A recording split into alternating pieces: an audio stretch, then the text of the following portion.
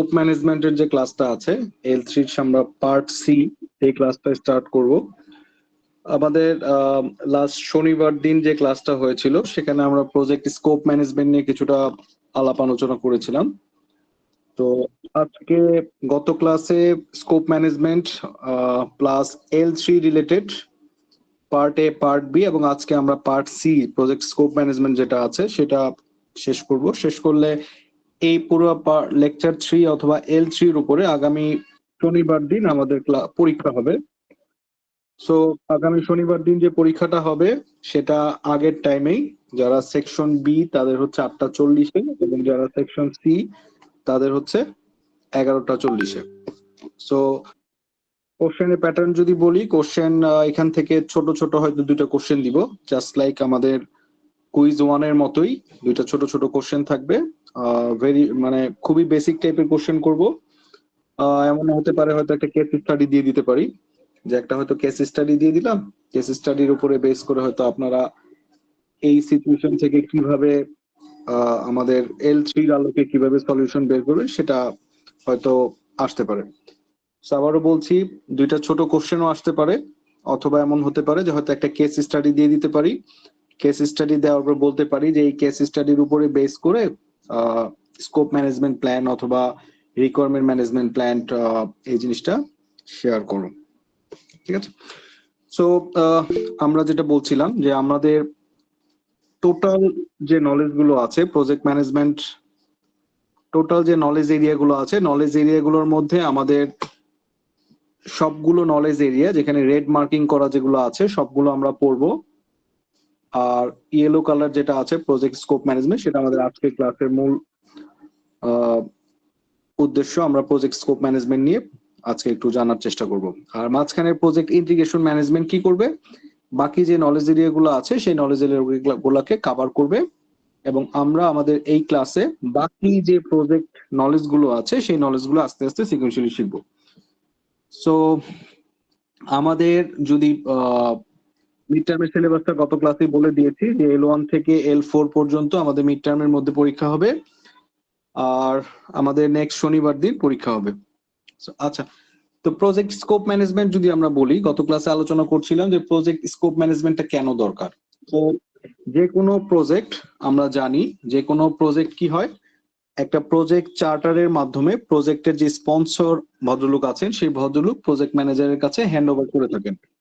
এখন এই যে প্রজেক্ট চার্টারের মাধ্যমে প্রজেক্ট ম্যানেজার তার দায়িত্বটা বুঝে পেল, প্রজেক্ট চার্টারের যে টেমপ্লেটসটা আছে আমরা গত ক্লাসে দেখেছি, ওখানে দেখেছিলাম যে আসলে ওখানে একটা প্রজেক্ট থেকে কি কি ধরনের ডেলিভারেবলস আছে, হাই লেভেল রিকোয়ারমেন্ট গুলো আছে, স্টেক হোল্ডার কারা আছে, কত টাকা বাজেট থাকবে, তারপর হচ্ছে কত দিন লাগবে প্রজেক্টটা করতে, প্রত্যেকটা জিনিস ডিটেলসে প্রজেক্ট চার্টার দেওয়া থাকে। এখন প্রজেক্ট চার্টারের মধ্যে অনেক কিছু দেওয়া থাকে, যেমন হচ্ছে আপনার হাই লেভেল রিকোয়ারমেন্ট গুলো দেওয়া থাকে, বাট লো লেভেল রিকোয়ারমেন্ট গুলো কিন্তু দেওয়া থাকে না। সো এখন হাই লেভেল রিকোয়ারমেন্ট গুলো ফুলফিল করতে গেলে দেখা গেল আমাদের অনেক সময় লো লেভেল রিকোয়ারমেন্ট গুলো ফুলফিল করতে হয়। সেই লো লেভেল রিকোয়ারমেন্ট গুলো আমরা কোত্থেকে পাবো, আমরা পাবো হচ্ছে স্টেক হোল্ডার যারা আছে তাদের সাথে আলোচনা করি। স্টেক হোল্ডার কোত্থেকে পাবো, স্টেক হোল্ডারদের লিস্টটা দেয়া থাকে তাদের আমাদের যে প্রজেক্ট চার্টারটা আছে সেখান থেকে আমরা পাবো। এখন প্রজেক্ট স্কোপ ম্যানেজমেন্টের মধ্যে তাহলে আমাদের মেইন উদ্দেশ্য হলো এই যে প্রজেক্ট চার্টারের মাধ্যমে আমাদেরকে যে প্রজেক্ট ম্যানেজার হিসেবে দায়িত্বটা দেওয়া হয়, এই দায়িত্বগুলো আসলে আমি ঠিক মতো বুঝতে পেরেছি কিনা, অথবা আমাকে যে স্পন্সর যে কাজটুকু দিয়েছে হাই লেভেল রিকোয়ারমেন্ট, সেটার আলোকে লো লেভেল রিকোয়ারমেন্ট গুলো স্টেক হোল্ডার থেকে কালেক্ট করে একদম সম্পূর্ণ প্রজেক্টের স্কোপ, মানে যা যা করতে হবে এই প্রজেক্টে সেটা আমি ঠিকঠাক মতো বুঝতে পেরেছি কিনা, সেই বোঝাটাকে আমাকে একটা সামারি করে আবার তার কাছ থেকে যে স্পন্সর সাহেব যিনি আছে তার কাছ থেকে অ্যাপ্রুভাল নিতে হবে। This is the process. এটা হলো মেইন কাজ হলো প্রজেক্ট স্কোপ ম্যানেজমেন্টের। তার মানে আমাকে যে ডকুমেন্টসটা দিবে এই ডকুমেন্টসটার আলোকে আমি কি বুঝতে পেরেছি এবং আমার প্রজেক্টে আসলে কি করতে হবে সেই জিনিসটা আমি নিজের মতো করে বুঝে প্রজেক্ট স্পন্সরকে বলবো যে দেখেন আমি এই জিনিসগুলো বুঝেছি, যদি ঠিক থাকে আপনি অ্যাপ্রুভাল দেন, এবং এইটার উপর বেস করে আমি কি করব, আমার প্রজেক্টটা সামনের দিকে আগে নিয়ে যাব। সো ওভারঅল যদি আমরা বলি প্রজেক্ট স্কোপ ম্যানেজমেন্টটা কেন দরকার, প্রজেক্ট স্কোপ ম্যানেজমেন্ট কিন্তু আমার প্রজেক্টের ট্রিপল কনস্ট্যান্টের মধ্যে একটা। সো ট্রিপল কনস্ট্যান্ট কোনটা আমাদের, ট্রিপল কনস্ট্যান্ট আমরা খুব ভালো মতোই জানি, একটা হলো টাইম, একটা স্কোপ, আর একটা হলো কস্ট। এখন ধরেন আমার যদি স্কোপ বেড়ে যায়, আমার যদি এখানে স্কোপ বাড়ে, স্কোপ বাড়লে কিন্তু ডেফিনেটলি টাইমটা বাড়বে, কস্টটাও বাড়বে। সো ডেফিনেটলি আমাকে কিন্তু স্কোপটা এনশিওর করতে হবে। ধরেন আমাকে যদি 100 টাকা দেওয়া দিয়ে থাকে, 100 টাকা দিয়ে বলে 4টা কাজ করো, আমি কিন্তু 4টা কাজ করতে পারবো। এখন স্কোপ ম্যানেজমেন্টের কাজ কিন্তু এইটাই যে আমাকে 100 টাকা দিচ্ছে, আমাকে 10 দিন টাইম দিছে এবং বলছে যে আমাকে এই 4টা কাজ করো। এখন আসলেই যে আমাকে 4টা কাজ করতে হবে কিনা এইটা কিন্তু আমাকে একটা ফর্মাল স্কোপ ম্যানেজমেন্ট প্ল্যানের মাধ্যমে এনে অ্যাপ্রুভালটা নিতে হবে, আনটিল আমি কি করব বুঝবো না যে আসলে কোনো কমিউনিকেশন গ্যাপ হয়েছে কিনা। স্কোপ ম্যানেজমেন্টের মধ্যে আমরা যেটা করি, স্কোপ ম্যানেজমেন্টের মধ্যে টোটাল আসলে 6টা প্রসেস আছে আমরা জানি। তো টোটাল 6টা প্রসেসের মধ্যে দেখেন এই 6টা প্রসেস হলো টোটাল স্কোপ ম্যানেজমেন্টের মধ্যে আসে। ফার্স্ট প্রসেস হলো প্ল্যান স্কোপ ম্যানেজমেন্ট, যে আমি যে স্কোপ ম্যানেজমেন্ট যেটা করতে চাই সেটা কিভাবে প্ল্যান করব। এখন স্কোপ ম্যানেজমেন্ট প্ল্যানিং এর পরে পার্টটা আসছে কালেক্ট রিকোয়ারমেন্ট। কার কাছ থেকে কালেক্ট রিকোয়ারমেন্ট করব? আমার যে স্টেক হোল্ডার যারা আছে তাদের কাছ থেকে আমি আমার রিকোয়ারমেন্ট গুলা কালেক্ট করব মোটা দাগে। এটা হলো সেকেন্ড স্টেপ। থার্ড স্টেপ হলো ডিফাইন স্কোপ। ডিফাইন স্কোপ মানে হচ্ছে এখান থেকে আমি একটা প্ল্যান করলাম যে আমি আসলে কিভাবে স্কোপ ম্যানেজমেন্টটা করতে চাই, এবং যারা স্টেক হোল্ডার আছে তাদের থেকে রিকোয়ারমেন্ট গুলো কালেক্ট করলাম। কালেক্ট করে আমি হাই লেভেল যে রিকোয়ারমেন্ট গুলো আছে, হাই লেভেল রিকোয়ারমেন্ট এবং লো লেভেল রিকোয়ারমেন্টের আলোকে আমি কি করলাম, একটা আমার স্কোপটাকে ডিফাইন করলাম। This is third process. And fourth process যেটা আছে সেটাকে আমরা বলতেছি ক্রিয়েট ডাব্লিউবিএস। ক্রিয়েট ডাব্লিউবিএস মানে হচ্ছে ওয়ার্ক ব্রেকডাউন স্ট্রাকচার। আমরা সামনে যতই সামনে যাবো আর একটু ক্লিয়ার হবে, আপাতত প্রসেস গুলো বুঝি। স্কোপ ডিফাইন করার পরে আমাকে ডাব্লিউবিএস টা ক্রিয়েট করতে হবে এবং তারপর আমাকে কি করতে হবে, ভ্যালিডেট করতে হবে যে আসলে আমাকে যে ভদ্রলোক দায়িত্বটা দিয়েছেন স্পন্সর, আমাকে করতে বলেছে 4টা কাজ, আমি এই 4টা কাজই করলাম। এখন সে যেভাবে চেয়েছে আমি ঠিক সেইভাবে করলাম কিনা, সে যেভাবে চেয়েছে অথবা স্পন্সর যেভাবে চেয়েছে ঠিক সেইভাবে করেছে কিনা সেটাই বলতেছে ভ্যালিডেট স্কোপ। এবং ফাইনালি কন্ট্রোল স্কোপ, যে আসলে আমাকে যে কাজগুলো দিয়েছে, চাইলে ধরেন 4টার জায়গায় হঠাৎ করে আমাকে বলতে পারে যে 5টা কাজ করো, অথবা বলতে পারে 4টার জায়গায় 3টা কাজ করতে হবে, এবং বলতে পারে সেম টাকায় 5টা কাজ করে দাও, অথবা কিছু টাকা বাজেট কমাই দিয়ে বলো 3টা কাজ করো। সো এই ধরনের যদি সিচুয়েশন গুলো আসে যে আপনার একটা কাজ, কথা হলো একটা কাজ আপনি করবেন কিন্তু কাজের মধ্যপথে এসে বললো যে আপনি আরেকটা কাজ বাড়তি করতে হবে, অথবা কিছু বাজেট কমিয়ে দিয়ে বলতে পারে যে আরেকটা কম কাজ করেন। সো এই যে পার্টটা আছে সেটা আমরা কন্ট্রোল স্কোপের মধ্যে নিয়ে আসি। সো মোটা দাগে এই 6টা প্রসেস ফলো করে আমরা কি করি, আমাদের স্কোপ ম্যানেজমেন্টের প্ল্যান করি। সো আমরা গত ক্লাসে বলছিলাম যে কোনো নলেজ এরিয়াকে আমরা 5টা প্রজেক্ট ম্যানেজমেন্ট প্রসেসের মাধ্যমে ভাগ করি। তার মধ্যে ইনিশিয়েশন ফেজ থাকে, প্ল্যানিং প্রসেস থাকে, এক্সিকিউশন থাকে। এটা হলো ফিজিক্যালি যখন কাজটা অ্যাকশনে নেমে হয়, অ্যাকশনে যখন আমরা নেমে যাই ফিজিক্যালি। সো এখন দেখেন মনিটরিং এন্ড কন্ট্রোল, যখন কাজ যেগুলো আছে সেই কাজগুলোকে বলা হয় মনিটরিং কন্ট্রোল, যে আমি কাজগুলো ঠিকঠাক মতো করছি কিনা। ফাইনালি এই স্কোপ ম্যানেজমেন্টটাকে ক্লোজ করা। তো টোটাল দেখেন আমরা এখানে যে 6টার কথা বলছিলাম, এই 6টার মধ্যে আমাদেরকে কি করতে হচ্ছে, 4টা আছে প্ল্যানিং প্রসেস গ্রুপে আর 2টা হচ্ছে মনিটরিং প্রসেস গ্রুপে। তার মানে যখন ফিজিক্যালি কাজ করবো এখানে কিন্তু আমার এখানে কিছুই নাই। সো ইন দ্যাট সেন্স দেখেন যখন আমরা বলেছিলাম যে প্রজেক্ট চার্টারটা পাওয়ার পরে আমাকে কি করতে হবে, ওভারভিউ, একটা ওভারঅল প্রজেক্ট ম্যানেজমেন্ট প্ল্যান করতে হবে। আর প্রজেক্ট ম্যানেজমেন্ট প্ল্যান করবো থেকে আমাদের যে নলেজ এরিয়া যেটা আছে, এই নলেজ এরিয়ার মধ্যে প্ল্যানিং প্রসেস গ্রুপের মধ্যে যত আইটেম আছে,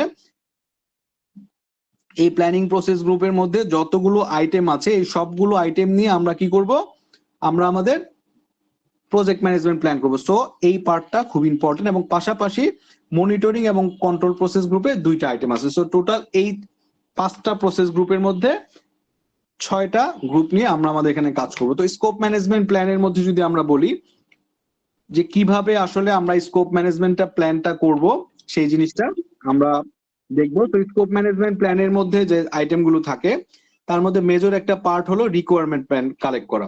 তো আমরা যেটা বলছি যে আমরা আসলে স্টেক হোল্ডারদের কাছ থেকে রিকোয়ারমেন্ট কালেক্ট করব। তো কিভাবে রিকোয়ারমেন্ট কালেক্ট করব? সো ধরে নিতে পারেন যে আমার যে স্টেক হোল্ডার যারা আছে তাদের কাছ থেকে আমি ধরেন যখন রিকোয়ারমেন্ট কালেক্ট করতে যাওয়ার পরে দেখেন কি কি হতে পারে, যে প্রজেক্ট যখন রিকোয়ারমেন্ট যখন করব, তখন আমার হাতে কিছু ডকুমেন্টস অলরেডি আছে। যেমন একটা কি প্রজেক্ট চার্টার আছে, একটা প্রজেক্ট ম্যানেজমেন্ট প্ল্যান আছে, এবং কিছু প্রজেক্ট ডকুমেন্টস আছে।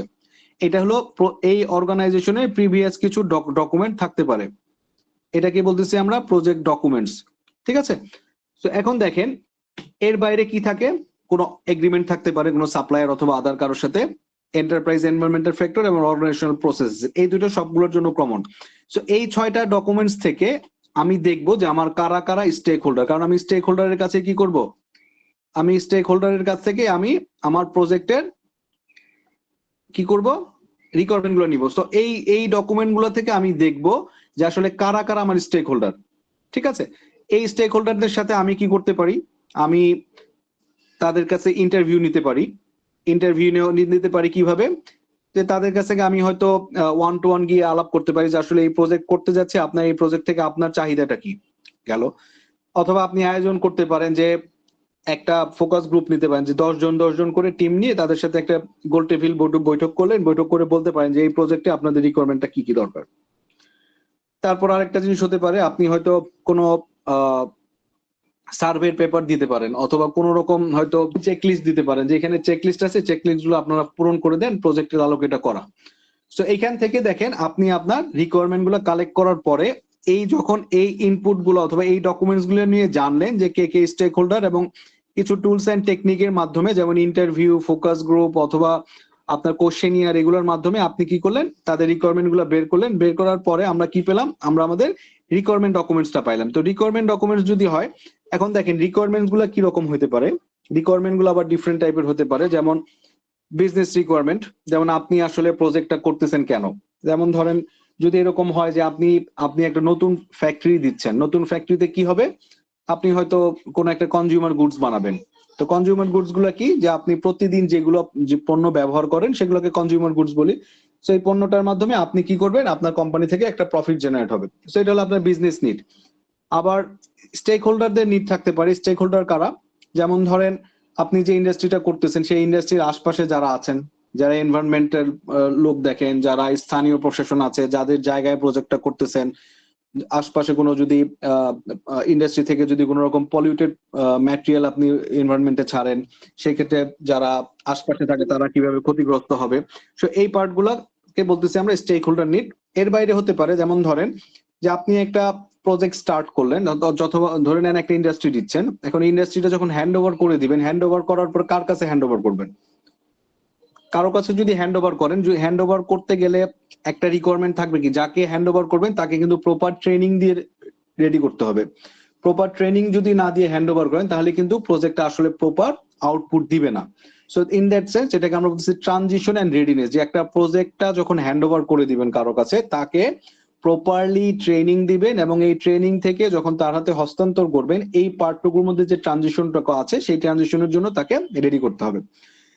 তারপরে যেমন আছে কোয়ালিটি রকম রিকোয়ারমেন্ট থাকতে পারে। যেমন আপনি কোনো একটা কনজিউমার গুডস বানালেন, কনজিউমার গুডস বানালে কিন্তু আপনাকে অবশ্যই বিএসটিএ থেকে সার্টিফিকেশন নিতে হবে, অথবা আপনার পরিবেশ অধিদপ্তর থেকে ছাড়পত্র নিতে হবে, অথবা আপনাকে কলকারখানা অধিদপ্তর থেকে ছাড়পত্র নিতে হবে।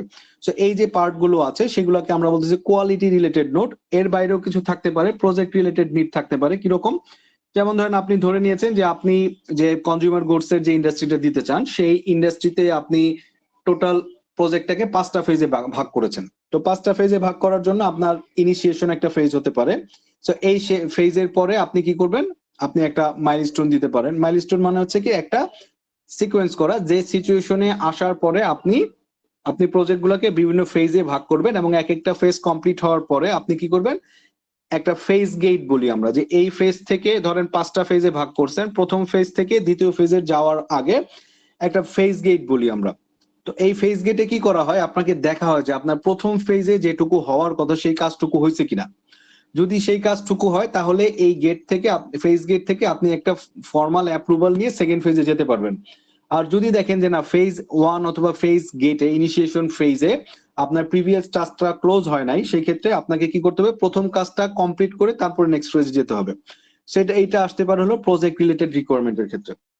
তবে মোস্ট অফ দ্য রিকোয়ারমেন্ট যেটা আসে, আমরা যদি চিন্তা করি কোনো একটা প্রোডাক্ট বানাবেন, কোন একটা প্রোডাক্ট যদি বানাতে চান, ধরে নেন আপনি একটা প্রোডাক্ট বানাবেন, একটা গাড়ি বানাবেন ধরে নেন। একটা যদি গাড়ি বানান আপনি, তো গাড়ি বানানোর মেইন কাজ হচ্ছে যে গাড়িটা কিন্তু আপনাকে এক জায়গা থেকে আরেক জায়গাতে নিয়ে যেতে হবে। এখন যদি মনে করেন যে না বাচ্চাদের খেলনা গাড়ি, সেটাতে শুধু খেলবো, সেটাও কিন্তু একটা পারবা, বাচ্চাদের খেলনা হলেও কিন্তু সেটাতে খেলতে খেলতে পারা যেতে হবে, তাই না? তো আপনি যদি চিন্তা করেন যে একটা গাড়ি, একটা বাস গাড়ি বানাচ্ছেন অথবা একটা প্রাইভেট কার বানাচ্ছেন, তাহলে এটার মেইন কাজ হচ্ছে কিন্তু এটা আপনাকে ট্রান্সপোর্টেশনে হেল্প করবে। সো এটাকে আমরা বলতেছি ফাংশনাল রিকোয়ারমেন্ট। যে জিনিসটা বানাচ্ছেন সেটার মেইন কাজ হলো ফাংশনাল রিকোয়ারমেন্ট। আর নন ফাংশনাল রিকোয়ারমেন্টটা হলো যে আপনি যখন কোনো একটা গাড়ি রাস্তায় নামাবেন, না গাড়ি রাস্তায় নামাতে হলে অবশ্যই আপনাকে কি করতে হবে, বিআরটিএ লাইসেন্স নিতে হবে। কারণ কি, বিআরটিএ এর পারমিশন অথবা লাইসেন্স ছাড়া আপনি কিন্তু রাস্তায় গাড়িতে নামাতে পারবেন না, 1 নাম্বার পার্ট। 2 নাম্বার পার্ট হলো আপনাকে কিন্তু ধরেন বিভিন্ন রকমের ট্যাক্স টোকেন দিতে হবে, আপনাকে ইন্স্যুরেন্স করতে হবে। আবার দেখবেন ট্রাফিক রাস্তায় অনেক ডকুমেন্টস চায়, যেমন হচ্ছে আপনার গাড়ির ব্লু বুক দেখতে চায়, তারপর হচ্ছে আপনার ট্যাক্স টোকেন দেখতে চায়, ইন্স্যুরেন্সের কাগজ দেখতে চায়। তো এই যে পার্ট যেগুলো আছে এগুলোকে আমরা বলতেছি নন ফাংশনাল রিকোয়ারমেন্ট, যে আপনি ফাংশনাল রিকোয়ারমেন্টটা ফুলফিল করে ফেলতেছেন ইন হাউস। আর নন ফাংশনাল রিকোয়ারমেন্ট হলো এই কাজটা করার জন্য যে আদার সাপোর্টিং যে রিকোয়ারমেন্ট গুলো লাগে সেগুলোকে বলতেছি আমরা নন ফাংশনাল রিকোয়ারমেন্ট। তো এখন আমরা বিভিন্ন টাইপের রিকোয়ারমেন্ট গুলো যাব। এখন দেখেন আমি এই টাইপ অফ রিকোয়ারমেন্ট গুলো জানলে আমার লাভ কি? আমি যখন আমার স্টেক হোল্ডারদের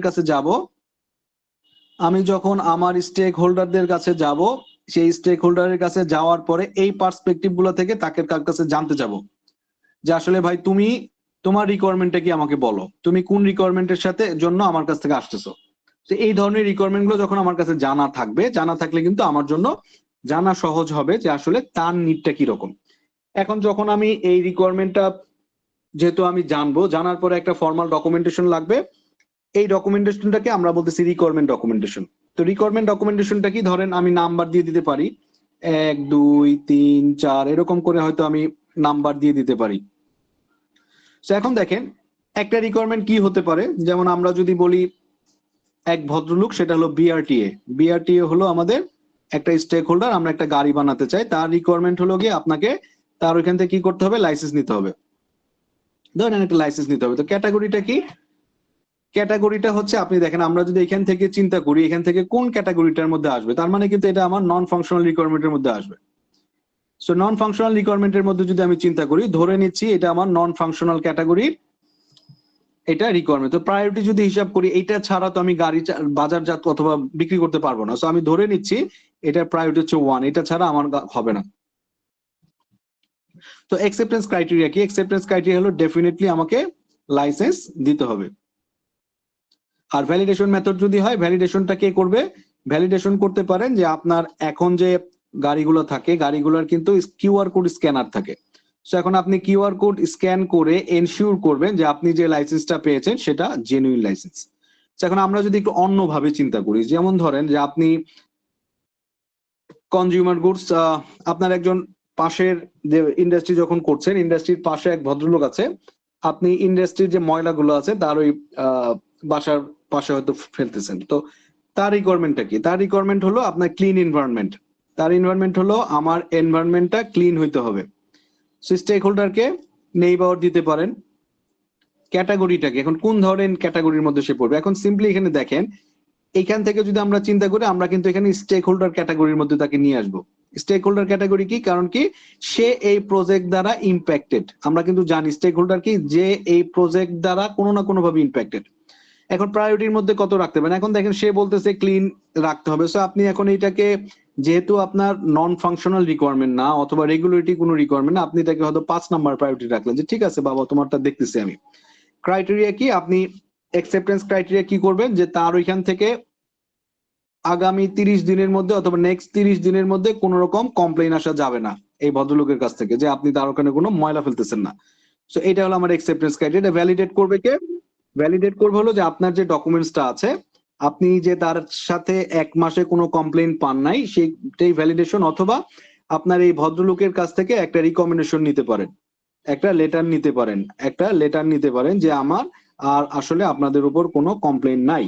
সো এইটাকে বলতেছে আমরা রিকোয়ারমেন্ট ডকুমেন্ট, এবং প্রত্যেকটা স্টেক হোল্ডার থেকে এরকম রিকোয়ারমেন্ট গুলো নিয়ে আমার কি করতে হবে, রিকোয়ারমেন্ট ডকুমেন্টটা আমাকে সাজাতে হবে। তাহলে কি হবে, আমার এই প্রজেক্ট চার্টারে যেসব স্টেক হোল্ডার যেগুলো আছে তারা কিন্তু প্রত্যেকে টেক কেয়ার হবে এবং তাদের কারো কোনো রিকোয়ারমেন্ট কিন্তু মিস হবে না।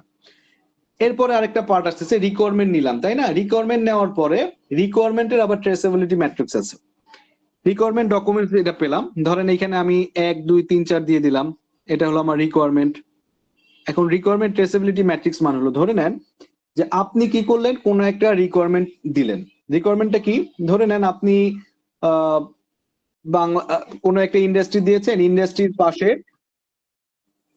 ইন্ডাস্ট্রির পাশে আপনার দেখা গেল যে পরিবেশ অধিদপ্তরের একটা লাইসেন্স লাগবে আপনার। তো পরিবেশ অধিদপ্তরের যদি লাইসেন্স লাগে, তাহলে এই পরিবেশ অধিদপ্তরের লাইসেন্স পাওয়ার জন্য আপনাকে কি করতে হবে, ধরে নেন আপনি পরিবেশ অধিদপ্তরের লাইসেন্স পেতে হলে অবশ্যই আপনাকে কি করতে হবে, কমপ্লায়েন্সটা মেনটেন করতে হবে। ধরে নেন আপনি ইন্ডাস্ট্রি থেকে যে পরিমাণ ময়লা বর্জ্য পদার্থ বাইরে ফেলতেছেন, সেই বজ্র পদার্থর মধ্যে থেকে যে পানির যে পিএইচ আছে 7 পিএইচ এর পানি আপনাকে ছাড়তে হবে।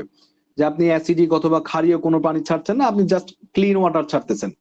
সো এইটার সার্টিফিকেট যখন আপনাকে নিতে হবে, তার মানে মেজর রিকোয়ারমেন্টটা কি, মেজর রিকোয়ারমেন্ট কি, এনভায়রনমেন্টাল সার্টিফিকেট লাগবে। এখন এই সার্টিফিকেশন করার জন্য আপনাকে ব্যাক এন্ডে কি করতে হচ্ছে, এমন একটা ইন্ডাস্ট্রিতে অ্যারেঞ্জমেন্ট করতে হচ্ছে যাতে আপনি যে পানিটা ছাড়তেছেন সেই পানিটা ট্রিটমেন্ট করে ছাড়তে পারেন। সেই পানিটাকে আমরা কি বলতেছি, ইফ্লুয়েন্ট ট্রিটমেন্ট প্ল্যান্ট অথবা ইটিপি প্ল্যান্ট। যেটা কি করবে, আপনি ইন্ডাস্ট্রি থেকে যে দূষিত বজ্রগুলো ফেলতেছেন সেই ইফ্লুয়েন্ট ট্রিটমেন্ট প্ল্যান্ট অথবা ইটিপি প্ল্যান্টে সেটা পরিশুদ্ধ হয়ে বাইরে ছাড়তেছে। তার মানে দেখেন, আপনি এনভায়রনমেন্টাল রেগুলেশন আনতে গেলে আপনাকে কিন্তু ইফ্লুয়েন্ট ট্রিটমেন্ট লাগবে। এখন ইফ্লুয়েন্ট ট্রিটমেন্ট যদি আপনি করতে চান, ধরে নেন এটা হচ্ছে আমার এনভায়রনমেন্টাল রেগুলেশন, এটার জন্য আমার লাগতেছে ইটিপি প্ল্যান্ট। এখন ইটিপি প্ল্যান্ট বসানোর জন্য আপনার কি লাগবে, আপনার ডেফিনেটলি একজন ভেন্ডর লাগবে যে আপনার এই ইটিপি প্ল্যান্টটা বসাই দিবে। এখন এই ভেন্ডর যখন আপনার লাগবে, তার মানে দেখেন আপনার রিকোয়ারমেন্ট কিন্তু এটা ফুলফিল করতে গেলে, এটা যদি আমার মেজর রিকোয়ারমেন্ট হয়, এটা হলো তার সাব রিকোয়ারমেন্ট, ধরে নিচ্ছে এটা 1.2, অথবা ধরে নিচ্ছে এটা ভেন্ডর আপনাকে সিলেক্ট করতে হবে, ধরে নিচ্ছে এটা হলো সাব। তার মানে 1 নাম্বার ফুলফিল করতে গেলে বাকিগুলো ফুলফিল করতে হবে। এখন ধরেন এটা যদি কোনো রকমে বাদ পড়ে যে আমার এটা রিকোয়ারমেন্ট লাগবে না, তাহলে কিন্তু এই সিকোয়েন্স ধরে পুরোটাই বাদ চলে যাবে।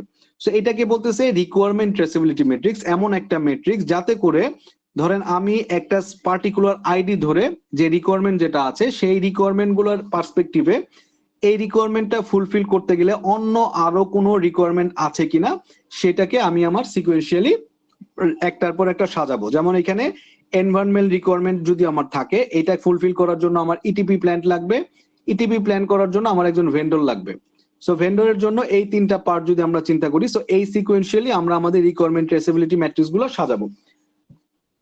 আচ্ছা, এখন আশা করি জিনিসটা ক্লিয়ার হয়েছে। রিকোয়ারমেন্ট ট্রেসেবিলিটি ম্যাট্রিক্স মানে হচ্ছে একটা রিকোয়ারমেন্টের এগেইনস্টে বাকি আরো কতগুলো রিকোয়ারমেন্ট জেনারেট হয়, প্রত্যেকটাকে ট্রেস করা যে এটার সাথে কোনটা রিলেটেড। অথবা ধরেন কোনো কারণে আমার যদি একটা চেঞ্জ করি, যেমন কোনো একটা প্রজেক্টের অথবা একটা স্কোপ চেঞ্জ করি, সেই স্কোপ চেঞ্জ করলে এটার সাথে আসলে কোন কোন জিনিসগুলো ইম্প্যাক্ট হবে। যেমন ধরেন আমরা যদি চিন্তা করি বাংলাদেশে তেলের দাম বাড়াবো, তো এখন তেলের দাম বাড়ালে কি হবে, আমরা যদি চিন্তা করি পেট্রোল অকটেন ডিজেলের দাম বাড়াবো, দেখুন পেট্রোল অকটেন ডিজেলের দাম বাড়ালে কি হচ্ছে, একটার সাথে কিন্তু আরেকটা রিলেটেড। কিভাবে, পেট্রোল অকটেন ডিজেলের দাম বাড়ালে আমরা যে পাবলিক ট্রান্সপোর্টে চলি সেই পাবলিক ট্রান্সপোর্টের ভাড়া বাড়বে, 1 নাম্বার পার্ট। 2 নাম্বার পার্ট হলো এই যে তেলগুলো আছে অথবা এই যে জ্বালানি তেলগুলো আছে, এই জ্বালানি তেলগুলো কিন্তু ইন্ডাস্ট্রিতে ইউজ করা হয় বিভিন্ন জিনিসপত্র উৎপাদনের কাজে। যখন উৎপাদন করতে খরচ বেড়ে যাবে তখন কিন্তু সেটারও দাম বাড়বে। তো আলটিমেটলি দেখেন খরচ যখন দাম বাড়বে তার মানে দেখেন ইকোনমিতে কিন্তু সবকিছুতে প্রোডাক্টের দাম বেড়ে যাবে। এখন আপনার যদি ইনকাম না বাড়ে তাহলে কি এটা আপনি এফোর্ড করতে পারবেন? তো এটাকে বলতেছিল আমার রিকোয়ারমেন্ট ট্রেসেবিলিটি ম্যাট্রিক্স, যে একটার সাথে আরেকটা কিভাবে রিলেটেড। এখন ধরেন তেলের দাম যদি কমিয়ে দেয় তাহলে কিন্তু বাই ডিফল্ট সব কমে যাওয়ার কথা, যদিও বাংলাদেশের পার্সপেক্টিভ আসলে একটা কমেলে আরেকটা কমে না। সো এটা হলো রিকোয়ারমেন্ট ট্রেসেবিলিটি ম্যাট্রিক্স, যাতে করে আমরা যদি কখনো কোনো কারণে কোনো এক জায়গায় বিপদে পড়ি তাহলে আমরা জানবো এটার সাথে সাথে আর কোন কোন জায়গাগুলোতে আমরা বিপদে পড়তে পারি এবং আগে সেটাকে টেক কেয়ার করতে পারি। আচ্ছা, এখন দেখেন রিকোয়ারমেন্ট ট্রেসেবিলিটি ম্যাট্রিক্স এর আরেকটা পার্ট হলো, ধরে নেন আমরা এখানে একটা এক্সাম্পল দেখিয়েছি যে আমার কোনো একটা প্রজেক্টে আমার ধরেন লোডশেডিং যখন হবে তখন আমার টেক কেয়ার করার জন্য একটা ডিজেল ইঞ্জিন লাগবে। সো এখন ডিজেল ইঞ্জিন যখন লাগবে, লাগার জন্য এখন স্পন্সর যেটা চাইলো, ধরেন এখানে বললো যে না আমি ডিজেল ইঞ্জিন চাই না, আমাকে দিতে হবে হলো পেট্রোল ইঞ্জিন। তো এখন ধরেন আমি যদি পেট্রোল ইঞ্জিন ইউজ করি, অথবা অনেক সময় জিজ্ঞেস করেন, এখানে আমরা লিখেছি ইলেকট্রিক্যাল ইঞ্জিন বলতে আমরা অনেক সময় সোলার কেও বলতে পারি ইলেকট্রিক্যাল ইঞ্জিন মানে হচ্ছে সোলারটাকেও বলতেছি আমরা, যেটা ইলেকট্রিসিটি জেনারেট করে। তো এখন দেখেন আমাকে ধরেন প্রজেক্টের কাজ করার সময় 3 মাস হয়ে গেছে, টোটাল 12 মাসের একটা প্রজেক্ট, আমার 3 মাস প্রজেক্ট চলতেছে। ওই সময় এসে আমার যে স্টেক হোল্ডার আছে সে বলল যে আমার ডিজেল ইঞ্জিনটা চেঞ্জ করে সোলার প্যানেল বসাইতে চাই এই বিদ্যুৎ যখন চলে যাবে তখনকার সাপোর্টের জন্য। তো আপনার যে প্ল্যান ছিল, দেখেন এই প্ল্যানের সাথে কি কি রিলেটেড, অনেক কিছু রিলেটেড। তার মানে আপনি হঠাৎ করে যদি এরকম এসে চেঞ্জ করে দেয়, তাহলে কিন্তু এই ডিজেল ইঞ্জিনের সাথে রিলেটেড বাকি যে আছে প্রত্যেকটা জিনিস চেঞ্জ হয়ে যাবে। চেঞ্জ হয়ে যাওয়ার কারণে যখন আপনি সোলার জেনারেটর অথবা ইলেকট্রিক্যাল জেনারেটর ইঞ্জিন নিয়ে আসবেন, তখন কিন্তু আপনার জন্য সমস্যা হয়ে যাবে, তখন কিন্তু বাকি আপনার অনেকগুলো স্কোপ চেঞ্জ হবে। তার মানে দেখেন আপনার একটা স্কোপ ডিফাইন করার পরে আপনি যখন পরবর্তীতে স্কোপ চেঞ্জ করতে যাবেন, এবং সেই স্কোপটা যদি আপনাকে যে স্পন্সর করেছে অথবা আপনার যে স্টেক হোল্ডার আছে সে তার প্রেসারে যদি চেঞ্জ করতে হয়, তখন সেটার কারণে অনেক ধরনের একটা কনসিকুয়েন্স আসে। অনেক সময় এটা ব্যাড কনসিকুয়েন্স আসে, আপনি হয়তো প্রজেক্ট ডিলের মধ্যে পড়ে যাবেন, খরচ বেশি হয়ে যাবে, আপনি হয়তো সোর্স পাচ্ছেন না কোত্থেকে প্রোডাক্ট আনবেন। তো এই সিচুয়েশনটাকে আমরা বলতেছি স্কোপ ক্রিপ। স্কোপ ক্রিপ মানে হচ্ছে যে আপনার যে স্কোপটা আছে পুরো স্কোপটা ভেঙে পড়া। কারণ কি, আপনি এই একটার জন্য পুরো পার্ট গুলো যে রিকোয়ারমেন্ট ট্রেসেবিলিটি ম্যাট্রিক্সে যা ছিল সবগুলা কিন্তু ডিপেন্ডেন্ট এই জিনিসটার সাথে। এখন কোনো কারণে যদি এই জিনিসটা চেঞ্জ করেন, তার মানে বাকি যে পার্টগুলো আপনি প্ল্যান করছেন আগে থেকে প্রত্যেকটা পার্ট কিন্তু চেঞ্জ হয়ে যাবে। এবং আপনার যেহেতু এইটার কারণে স্কোপ চেঞ্জ হয়ে গেল, একটা স্কোপ চেঞ্জ করছেন কিন্তু বাকি এটার সাথে রিলেটেড সব স্কোপ চেঞ্জ হয়ে গেল। এই ঘটনাটাকে আমরা বলতেছি স্কোপ ক্রিপ। স্কোপ ক্রিপের কাজটা কি, যে আপনি যখন কোনো একটা কারণে আপনার স্পন্সরের ইচ্ছায় হঠাৎ করে কোন রকম স্কোপটা চেঞ্জ করতে যান, তখন এই স্কোপ রিলেটেড অ্যাসোসিয়েটেড যে কাজগুলো আছে সেগুলা হঠাৎ করে নতুন করে প্ল্যান করতে হয়, এবং এতে করে দেখা গেল যে আপনার বাজেট, কস্ট এবং টাইম প্রত্যেকটা জিনিসে ইম্প্যাক্ট আসে। সো এটাকে বলতেছি হলো আমরা স্কোপ ক্রিপ। সো এখন স্কোপ ক্রিপ যাতে না হয়, দ্যাটস ওয়াই কিন্তু আমরা আমাদের কি করব, স্কোপটাকে আগে ডিফাইন করে নিব যাতে কোনো রকম গ্যাঞ্জাম না হয়। ঠিক আছে? সো এখন দেখেন দুইটা পার্ট।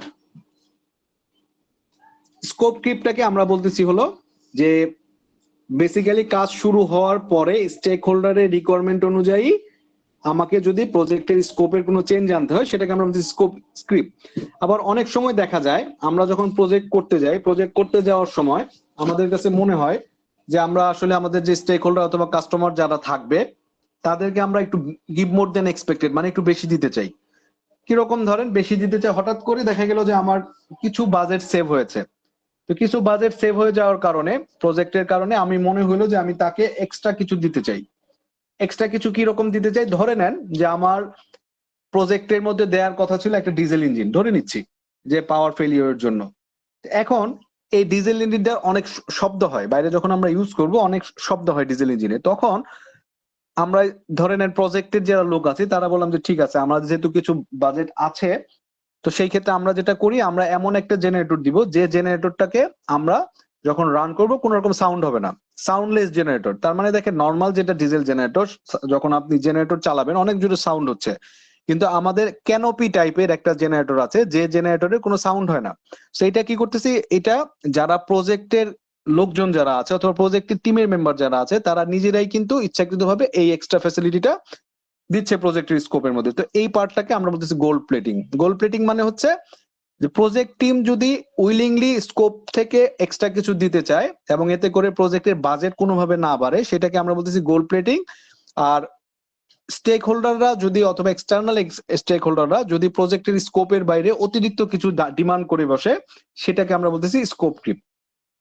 তো এই জায়গা থেকে দেখেন পরীক্ষার মধ্যে কি আসতে পারে।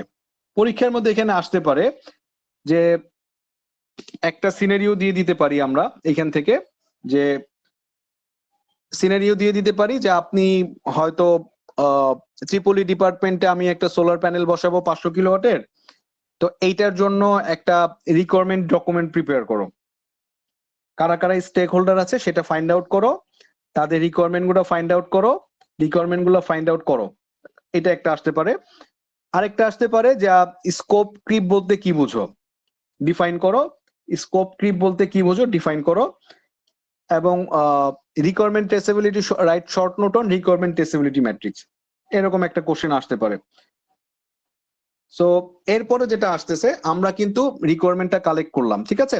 রিকোয়ারমেন্টটা কালেক্ট করার পরে রিকোয়ারমেন্টটা ডকুমেন্টেশন করলাম এবং রিকোয়ারমেন্ট ট্রেসেবিলিটি ম্যাট্রিক্স করলাম, যাতে করে আমার স্কোপ ক্রিপ যদি না হয়, স্কোপ ক্রিপ অথবা একটার সাথে আরেকটা স্কোপ কিভাবে রিলেটেড সেই জিনিসটা আমরা একটা ট্রেসেবিলিটি ম্যাট্রিক্সের মাধ্যমে দেখাতে পারি।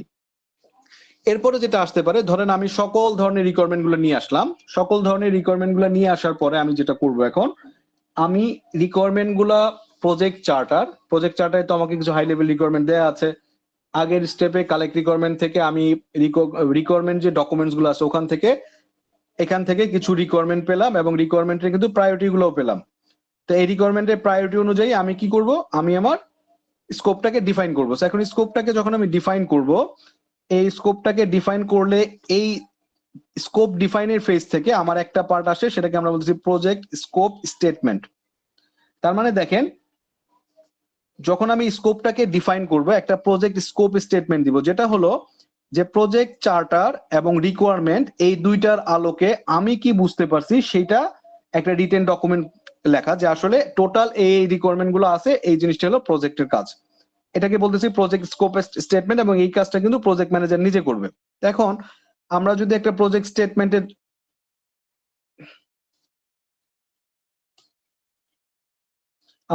প্রজেক্ট স্কোপ স্টেটমেন্টটা দেখি, প্রজেক্ট স্কোপ স্টেটমেন্ট যদি আমরা একটা দেখতে চাই, দেখি আমরা একটা টেমপ্লেটস দেখবো এখন। এখানে টেমপ্লেটসটা কি দেখতে পাচ্ছেন আপনারা? জি স্যার।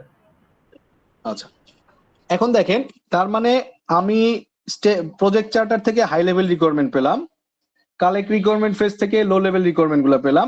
এই দুইটার আলোকে আমি একটা স্কোপ স্টেটমেন্ট লিখবো, যাতে করে এইটার পরবর্তীতে আর কোনো স্কোপ নতুন করে অ্যাড না হয়। এখন দেখেন প্রজেক্ট স্কোপ স্টেটমেন্টটা কি বলতেছে। প্রজেক্ট স্কোপ একটা ডেসক্রিপশন দিব। ডেসক্রিপশনটা কি, যে আমি হাই লেভেল রিকোয়ারমেন্ট থেকে এই কয়টা রিকোয়ারমেন্ট পাইছি এবং স্টেক হোল্ডারদের কাছ থেকে এই রিকোয়ারমেন্ট গুলো পাইছি। জাস্ট এখানে সিম্পল ভাষায় লিখবো যে আমি হাই লেভেল রিকোয়ারমেন্ট থেকে এই 3-4টা রিকোয়ারমেন্ট পাইছি এবং লো লেভেল স্টেক হোল্ডারদের কাছ থেকে 3-4টা রিকোয়ারমেন্ট পাইছি। জাস্ট এখানে আমরা এই জিনিসটা লিখবো। তারপর দেখেন প্রজেক্টের ডেলিভারেবলস গুলো কি আছে। ডেলিভারেবলস গুলো কি দেখেন, ডেলিভারেবলস গুলো কি আছে, যেমন দেখেন আপনার যে রিকোয়ারমেন্ট যেগুলো আছে, সিম্পল হিসাব, আমরা যে রিকোয়ারমেন্ট গুলো পেলাম সেই রিকোয়ারমেন্ট গুলো থেকে দেখবেন অনেকগুলো কমন আছে, অনেক স্টেক হোল্ডার একটা জিনিসই চায়। সো সেই পার্ট গুলোকে আমরা কি করব, একটা কমন পার্টে রেখে বাকি যে রিকোয়ারমেন্ট গুলো আছে সেগুলো আলাদা আলাদা করে প্রত্যেকটা রিকোয়ারমেন্ট গুলোকে আমরা ধরে নিব, এগুলো হচ্ছে একটা প্রজেক্টের ডেলিভারেবলস। প্রজেক্টের ডেলিভারেবলসটা কি, যেমন ধরেন আমার প্রজেক্টটা এনভায়রনমেন্টালি সাস্টেইনেবল হবে, আমার প্রজেক্টটা গ্রিন হবে, তারপর এই ধরনের কিছু আর কি। প্রজেক্ট থেকে ধরেন আমি কি পেতে পারি, আমি হয়তো বিভিন্ন প্রজেক্ট থেকে একটা প্রোডাক্ট আসতে পারে। ধরেন আমি যদি একটা কনজিউমার আইটেমস এর প্রজেক্ট করে থাকি, তাহলে এই প্রজেক্ট থেকে কি আসবে, কনজিউমার আইটেমস এর গুড বের হবে। আমি যদি একটা কনস্ট্রাকশন ফার্ম বের করি, তাহলে আমার প্রজেক্ট থেকে কনস্ট্রাকশনের একটা বিল্ডিং বের হতে পারে। আমি যদি ইলেকট্রিক্যালের কাজ করে থাকি, তাহলে আমি হয়তো আমার প্রজেক্ট থেকে হয়তো একটা সাবস্টেশন বের হতে পারে। সো আমি যদি সোলার প্যানেল নিয়ে কাজ করতে পারি আর কাজ করি, তাহলে আমার প্রজেক্ট থেকে একটা সোলার প্যানেল বের হতে পারে। এটাকেই বলতেছিলাম আমরা প্রজেক্ট ডেলিভারেবলস। প্রজেক্টের অ্যাকসেপ্টেন্স ক্রাইটেরিয়া দেখেন, প্রজেক্ট স্কোপ স্টেটমেন্টের মধ্যে আপনি কি করলেন, লো লেভেল হাই লেভেল দিলেন, ডেলিভারেবলসটা কি দিতে চান সেটা লিখলেন। অ্যাকসেপ্টেন্স ক্রাইটেরিয়া কি, অ্যাকসেপ্ট কখন হবে। যেমন ধরে নেন আপনি 500 কিলোওয়াটের একটা সোলার প্যানেল বললেন, তো আপনাকে অন দ্য স্পটে রানিং করে দেখাই দিতে হবে যে না 500 কিলোওয়াট জেনারেট করতেছে, অথবা আপনার হইতে পারে 90% জেনারেট করতেছে, সেই জিনিসটা ফিজিক্যালি দেখাই দিতে হবে, এবং সেটাই হলো আপনার প্রজেক্টের অ্যাকসেপ্টেন্স ক্রাইটেরিয়া। আনটিল দেন আপনার প্রজেক্টটা কি হবে না, ক্লোজ হবে না। প্রজেক্ট এক্সক্লুশন কি হতে পারে দেখেন, এখানে লেখা থাকবে যে প্রজেক্টের স্কোপের বাইরে কি কি আছে।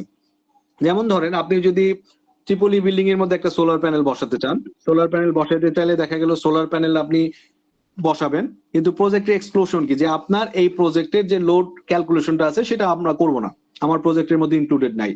বিল্ডিং এর যদি কোনো ইনফ্রাস্ট্রাকচার চেঞ্জ করতে হয় সেটা আমাদের কাজ না। অথবা সাবস্টেশন থেকে যদি কোনো রকম অন গ্রিড অথবা অফ গ্রিডের ব্যবস্থা করতে হয় সেটা আমার প্রজেক্টের বাইরে। তার মানে কোন কোন জিনিসগুলো আপনার প্রজেক্টের মধ্যে থাকবে না সেগুলো হচ্ছে এখানে ইনক্লুড করতে হবে। প্রজেক্টের কনস্ট্রেইন গুলো কি কি আছে, কি কি ধরনের বাধা আছে, বাধাগুলো ধরে নেন যে আপনার প্রজেক্টের ক্ষেত্রে কি হইতে হবে, যে আপনি একটা ফিক্স বাজেট দেয়া আছে, সেই বাজেটটার বাইরে আপনি যেতে পারবেন না।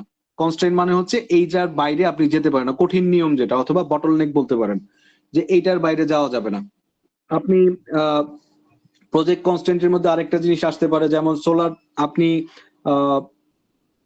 ট্রিপলি বিল্ডিং এ সোলার প্যানেল বসাতে চান, কিন্তু ট্রিপলি বিল্ডিং এর যে শেপটা আছে সেই শেপের কারণে সূর্য হয়তো যে দিক থেকে সর্বোচ্চ পরিমাণ আলো দেয় সেই অ্যাঙ্গেলে হচ্ছে আপনি যদি সোলার প্যানেল বসান, সেই ক্ষেত্রে হয়তো খুব বেশি সোলার প্যানেল বসানো যাবে না ছাদের উপরে। কারণ কি, আপনি হয়তো 45 ডিগ্রি অ্যাঙ্গেলে এমন ভাবে বসাইতে হবে যাতে ম্যাক্সিমাম সূর্যটা পায়।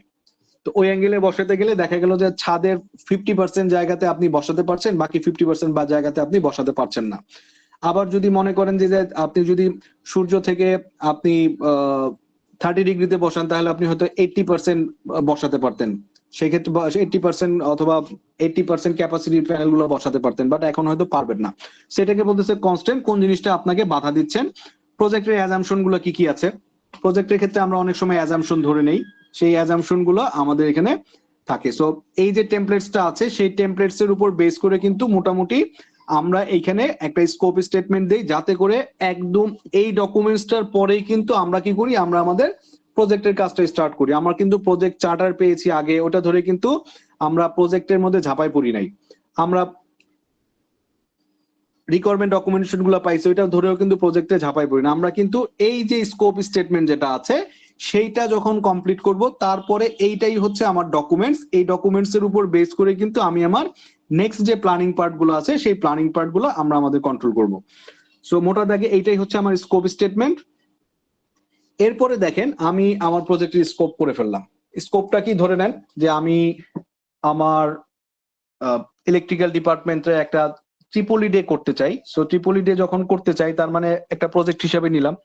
সো ট্রিপলি ডে একটা প্রজেক্ট হিসেবে নিলে আমি একটা স্কোপ ডিফাইন করলাম।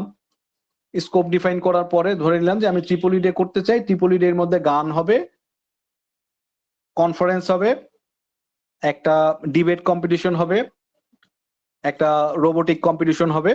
সো ধরেন এরকম কিছু একটা করব। সো তার মানে দেখেন অনেকগুলো কাজ কিন্তু, তাই না? এখন এই যে কাজগুলো আছে, কাজগুলোকে আমরা ভেঙে নেই, ছোট ছোট ভেঙে নেই। যেমন ধরেন খাবারের আয়োজন করবেন, খেলাধুলার আয়োজন করবেন, এই পার্টগুলো। সো যখন আমরা স্কোপ ডিফাইন করতেছি, স্কোপটা ডিফাইনের মধ্যে কি আছে, ধরেন আমার গেস্ট আসবে, তাদের জন্য ট্রান্সপোর্টেশনের ব্যবস্থা করতে হবে, তাদের খাবার দাবারের ব্যবস্থা করতে হবে, তাদের বসার জায়গায় ব্যবস্থা করতে হবে, সেমিনার অ্যারেঞ্জ করতে হবে, পেপার আগে থেকে কালেকশন করতে হবে লোকজনের কাছ থেকে, একটা কম্পিটিশন করবেন, একটা ডিবেট ফেস্টিভ্যাল করবেন, একটা গান বাজনা আয়োজন করবেন। সো এই যে পার্টগুলো আছে, এই পার্টগুলো আপনার স্কোপের মধ্যে কিন্তু চলে আসলো। এখন এইখান থেকে আপনি বিভিন্ন ধরনের কনস্ট্রেইন্ট আছে। কনস্ট্রেইন্ট কি, যে আপনার বাজেট লিমিটেড, এই বাজেটের মধ্যে আপনাকে করতে হবে। আপনার অ্যাজাম্পশনটা কি, অ্যাজাম্পশনটা হচ্ছে যে এই টাইমে আপনি হয়তো ধরেন ফুডের অ্যারেঞ্জমেন্ট করবেন। সো আপনি অ্যাজাম্পশন করলেন যে এই টাইমে ম্যাক্সিমাম হয়তো 80% লোক আসতে পারে, বাকি 100% হয়তো আসবে না। সো 80% যখন আসবে তখন আপনি ধরে নিচ্ছেন যে দিস ইজ ইউর অ্যাজাম্পশন, আপনি 80% হিসাব করে হয়তো অ্যারেঞ্জমেন্ট করলেন, ফুডের, ট্রান্সপোর্টেশন সবকিছু মিলিয়ে আর কি। সো এটাকে আমরা বলতেছি টাস্ক। এখন স্কোপ ডিফাইনের পরে আসবে যে যে কাজগুলো করবেন, এই কাজগুলো দায়িত্ব ভাগ করে দিতে হবে না এক একজনকে। এখন কিভাবে দায়িত্বটা ভাগ করবেন, এই দায়িত্বটা ভাগ করার জন্য আমরাকে বলতেছি হলো আমাদেরকে একটা WBS ক্রিয়েট করতে হবে। WBS টা কি, work breakdown structure. Work breakdown স্ট্রাকচারটা কি, যেমন ধরেন ফুড, আমি যদি ফুডের অ্যারেঞ্জমেন্ট করতে চাই, ফুড হিসাবে একটা ভাগ করব, ট্রান্সপোর্ট হিসাবে একটা ভাগ করব, সেমিনার হিসেবে একটা ভাগ করব, স্পোর্টস নিয়ে একটা ভাগ করব। এই যে ভাগগুলো করলাম, সেই ভাগগুলোকেই বলতেছি হলো আমরা work breakdown structure. So work breakdown স্ট্রাকচারের মূল কাজ হলো ডিকম্পোজিশন করা। ডিকম্পোজিশন মানে ভেঙে ভেঙে ছোট ছোট করে ফেলা। ধরেন আপনি ফুড যদি বলি, ফুড হিসাবে একজনকে আপনি দায়িত্ব দিয়ে দিলেন। তো আপনি টোটাল হলো প্রজেক্টের একজন হেড আছেন, হেডের মধ্যে আপনি 4-5টা পার্ট আছে ট্রিপলি ডে করার জন্য, ফুডের জন্য একজনকে দায়িত্ব দিয়ে দিলেন। এখন এই ফুডে যখন দায়িত্ব দিয়ে দিলেন, ফুডের কাজ মধ্যে অনেক কিছু আছে। একটা হলো মেনু সিলেকশন করা, তারপর হচ্ছে আপনার অর্ডার দেয়া, কি কি আইটেম মেনু সিলেকশন করার পরে আপনি অর্ডার দিবেন, অর্ডার দেওয়ার পরে কতজনের অ্যারেঞ্জমেন্ট করতে চান, তারপর হচ্ছে আপনার আহ কোন কাকে দিয়ে রান্না করাবেন, খাবারটা কখন এসে পৌঁছাবে, এই যে পার্ট গুলো আছে প্রত্যেকটা, অথবা কে খাবারগুলো নিয়ে আসবে, আপনি কি ক্যাম্পাসেই রান্না করবেন নাকি বাইরে থেকে কোনো ক্যাটারিং সার্ভিসকে দিবেন, এই পার্ট গুলোকে ধরেন ফুডের দায়িত্ব দিলেন। এই ছোট ছোট ভাগে ভাগ করে ফেললেন কি, ধরেন ফুডের সাব ডিভিশনে আরো হয়তো 4 জন আছে, তো 4 জনকে 4টা কাজের দায়িত্ব দিয়ে দিলেন। কেউ একজন হয়তো ফুডের উপর থেকে একজনকে মনিটর করতেছেন, এবং সে তার উপরে আবার কি আছে, টোটাল যে কনভেনর সাহেব আছেন এই ট্রিপলি ডেট, সে হয়তো মনিটর করতেছেন। So এই যে একদম প্রজেক্টের যে কনভেনর আছে অথবা ট্রিপলি ডেট যে কনভেনর সাহেব থেকে ফুডের একজন দায়িত্ব পালন, ফুডের মধ্যে আবার প্রত্যেকটা আলাদা কাজ যেগুলো আছে সেই কাজগুলোকে আলাদা আলাদা করে প্রত্যেকে আবার প্রত্যেকে হয়তো কাজগুলোকে অ্যাসাইন করে দেওয়া, এই পার্টটাকে বলতেছি হলো আমরা ওয়ার্ক ব্রেকডাউন স্ট্রাকচার। এখন দেখেন ওয়ার্ক ব্রেকডাউন স্ট্রাকচারটা কি জিনিস। আমরা যদি সিম্পল হিসাব করি, যে আমরা যদি ওয়ার্ক ব্রেকডাউনের হিসাব করি, সেটাকে আমরা একটা যদি এরকম দেখতে চাই, ধরে নেন যে এটা আমার একটা ট্রিপলি ডে, এটা যদি ট্রিপলি ডে হয়, এটা আমার ফুড, এটা হচ্ছে আমার ট্রান্সপোর্ট। এখন ফুডের মধ্যে আবার সাব পার্ট আছে, মেনু সিলেকশন একটা আছে, আবার এখানে দেয়া আছে যে ফুডটা আমি ক্যাম্পাসে করবো না ক্যাম্পাসের বাইরে করব। আবার এটা যদি চিন্তা করেন, এটাকে যদি ট্রান্সপোর্ট বলি, ট্রান্সপোর্টের পার্ট আছে যে ট্রান্সপোর্ট কি আপনি এসি করবেন না নন এসি করবেন। আবার দেখেন এখানে যে ফুডটা সিলেক্ট করলেন, এই মেনু সিলেকশনের মধ্যে আবার পার্ট আসলো যে মেনু যেটা করবেন, এই মেনুটা আপনি করতে চান কি, আপনি হয়তো ব্রেকফাস্ট করতে চান, আবার এখানে লাঞ্চের ব্যবস্থা করতে চান, এটা হলো আপনার ব্রেকফাস্ট, এটা লাঞ্চ। তাহলে ব্রেকফাস্টের জন্য যদি একজনকে দায়িত্ব দেন, লাঞ্চের জন্য যদি একজন দেন, তার মানে দেখেন প্রত্যেকটা কাজ কিন্তু ভেঙে ভেঙে যাচ্ছে। তো প্রত্যেকটা কাজ যখন ভেঙে যাচ্ছে, তার মানে টোটাল কাজটা কিন্তু আপনার কাছে ভিজিবল, এবং প্রত্যেকটা কাজ কিন্তু এই একটা কাজের আন্ডারে বাকি 2টা কাজ আছে। আবার দেখেন অনেকগুলা কাজের আন্ডারে একজন আবার উপরে হেড আছে, এবং উপরে টপে একজন প্রজেক্টের কনভেনর আছেন। তো এই যে কাজগুলোকে টুকরা টুকরা করে ভেঙে একদম অ্যাক্টিভিটি লেভেলে নিয়ে যাওয়া, তার মানে আপনি করতেছেন ট্রিপলি ডে, এখানে ধরেন আমার ট্রিপলি ডে, আর নিচের দিকে যে আছে সে ট্রিপলি ডে কি করতেছে, হয়তো একটা খেলাধুলা করার জন্য একটা বল কিনেছে, ফুটবল কিনছে, তাকে একটা ফুটবল কেনার দায়িত্ব দেওয়া হয়েছে। সো এই যে দেখেন এই পার্ট গুলোকে বলা হয়েছে ফুটবল কেনার জন্য কি একটা টাকা লাগছে, একটা কস্ট আছে, তারপর একজন ম্যান পাওয়ার অ্যাসাইন করতে হয়েছে, কবে কিনবেন সেটা লাগছে, টাইমটা লাগছে। সো এই যে পার্ট গুলো যদি দেখি আমরা, এই পার্ট গুলোকে ভেঙে ভেঙে যে পার্ট গুলো আছে সেটাকে আমরা ওয়ার্ক ব্রেকডাউন স্ট্রাকচার বলি। আরেকটা পার্ট দেখেন, দেখেন এইখানে আমরা প্রজেক্টটা বলতেছি ট্রিপলি ডে, ঠিক আছে, প্রজেক্টটা বলতেছি ট্রিপলি ডে, এটার মধ্যে বলতেছি ফুড, এটাকে বলতেছি ধরে নেন আমি ট্রান্সপোর্ট, এটাকে যদি আমি ট্রান্সপোর্ট বলি, তাহলে দেখেন এইটা যদি 1 হয়, এটাকে আমরা বলতেছি 1.1, এটাকে বলতেছি 2.1, এটার যে সাব পার্ট গুলো আছে এটাকে আমি বলতেছি 1.2, 1.3। এখন দেখেন এটার যে সাব পার্ট আছে সেটাকে আমি বলতেছি 1.2.1, 1.2.2, এটার কোনো ভাগ নাই, এটা কি আবার কি বলতেছি 2.2, এটার মধ্যে আবার সাব পার্ট আছে 2.2.1। সো এখন এই যে দেখেন আমি এই চ্যানেল ধরে যদি আসি এবং এখানে যখন কাজ করব, এইটাকে আমরা বলতেছিল WBS আইডি, WBS আইডি। তার মানে কি আপনি যখন কাজ করতে যাবেন, কাজ করতে যাওয়ার পরে প্রত্যেকটা কাজের একটা আইডি থাকবে, যে আমি এখন এই আইডির কাজটা করতেছি। আপনার টোটাল একটা প্ল্যানিং থাকবে, টোটাল প্ল্যানিং এর মধ্যে প্রত্যেকটা কাজের একটা আইডি নাম্বার থাকবে, এবং এই আইডি নাম্বার ধরে আপনি যখন কাজ করবেন তাহলে আমি বলতে পারবো যে এই কাজটা কমপ্লিট। আমরা যারা মিরপুরে থাকি, মিরপুরে থাকলে দেখবেন মেট্রো রেলের পিলার গুলোর গায়ে একটা নাম্বার দেওয়া আছে, ধরে নেন 301, 302, 303। এই কাজগুলো সিম্পলি ধরে নিতে পারেন জাস্ট লাইক দ্যাট, যে আপনি ধরে নিচ্ছেন এই 301 নাম্বার আইডিটা দেওয়া হয়েছে কি জন্য, যে আপনি যখন 301 নাম্বার কাজ কমপ্লিট করবেন তার মানে ধরে নেবেন দিস ইজ ডান। আপনি যখন 302 নাম্বার পিলারের কাজ করবেন তারপরে ধরে নেবেন এই কাজটা ডান। তার মানে এইভাবে করতে করতে যখন আপনার এইখান থেকে সবগুলো কাজ ডান হয়ে যাবে, সেই কাজটা কমপ্লিট, কাজটা কিন্তু আপনার প্রজেক্টটা ক্লোজ হয়ে যাবে। পাশাপাশি দেখেন আরেকটা পার্ট আছে, এটার উদ্দেশ্য কিন্তু শুধু কাজটাকে ভাঙা না, ভাঙার পাশাপাশি দেখেন এই যে লাস্টে যে কাজটুকু আছে, এই কাজটুকু করতে কি লাগবে, আমার ম্যান পাওয়ার লাগবে, একটা নির্দিষ্ট টাইম লাগবে আর একটা কস্ট লাগবে। তার মানে আমার যে ট্রিপল কনস্ট্যান্ট যেটা আছে, ম্যান পাওয়ার, টাইম, কস্ট, তাই তো? এখন দেখেন এইখান থেকে কিন্তু তার মানে আমি জানতে পারবো যে এই কাজটুকু করতে কতদিন লাগবে, এই কাজটুকু করতে কতদিন লাগবে। ধরে নিচ্ছি এই কাজটুকু করতে আমার লাগবে 10 দিন, তাহলে এই 10 দিন যদি করতে লাগে তাহলে এই কাজটুকু করতে ম্যান পাওয়ার লাগবে কয়জন? আমি ধরে নিচ্ছি 2 পিপল লাগবে, 2 পিপল লাগবে, এটা 10 ডেজ লাগবে। আর কস্ট কত লাগবে? ধরে নিচ্ছি এটা করতে লাগবে হচ্ছে আমার 10,000 টাকা লাগবে। সো এখন দেখেন তার মানে এখান থেকে টাকা পেলাম, রিসোর্স পেলাম, টাইম পেলাম। এই তিনটা জিনিস কিন্তু আপনি যখন এই জায়গা পর্যন্ত না ভাঙবেন ততক্ষণ পর্যন্ত কিন্তু বুঝতে পারবেন না যে আসলে কতটুকু লাগবে। এখন তার মানে সিম্পলি যদি আমি হিসাব করি, আমি জানি যে এইখান থেকে যে কাজটা করব, ধরে নিচ্ছি এই কাজটা করব, এই কাজটা করতে এত টাকা লাগবে, এত পিপল লাগবে, এত জন লাগবে। সেম একইভাবে তার মানে এই দুইটা কাজ করতে কতগুলো টাকা লাগবে, কত মানুষ লাগবে, কতদিন লাগবে সেটা যদি আমি জানি, তাহলে এইটা কাজটা করতে কতজন লোক লাগবে সেটা আমি জানি। সেম একইভাবে এই দুইটা যখন জানবো তখন এই কাজটা করতে কতজন লোক লাগবে, কতগুলো টাকা লাগবে সবই জানি।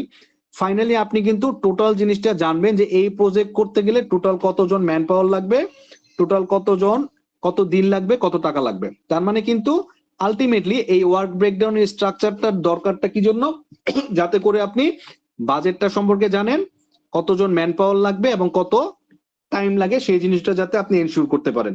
এবং আরেকটা পার্ট হলো এইভাবে যখন আপনি প্রত্যেকটা পার্ট ভেঙে নিলেন, তার মানে যখন আপনি এই কাজটা কমপ্লিট করে ফেললেন তার মানে আপনি জানেন যে এই 10,000 টাকা খরচ হয়ে গেছে। 10,000 টাকা এটা বাজেট ছিল, তার মানে 10,000 টাকা খরচ হয়ে গেছে। এখন আপনি ধরেন যদি 1,00,000 টাকা একটা প্রজেক্টের বাজেট হয়, তার মানে আপনি 10,000 টাকা খরচ করে ফেলেছেন। তার মানে প্রজেক্টের কাজ কিন্তু 90%, বাকি আছে 10% কাজ ডান। আমরা সামনে আরো ডিটেলসে দেখবো প্রজেক্টের সাকসেস অথবা কমপ্লিশনটা ডিপেন্ড করে হচ্ছে আমরা কত টাকা খরচ করেছি সেটার উপরে বেস করে। তার মানে সিম্পল হিসাব, আপনি যদি এইখানে 10,000 টাকা খরচ করে ফেলেন, এই 10,000 টাকা খরচ করে ফেলে মানে হচ্ছে প্রজেক্টের কাজ 10% ডান। আবার এটা যদি কমপ্লিট করে ফেলেন, এটা বাজেট অনুযায়ী ধরে নিচ্ছি 20% ডান।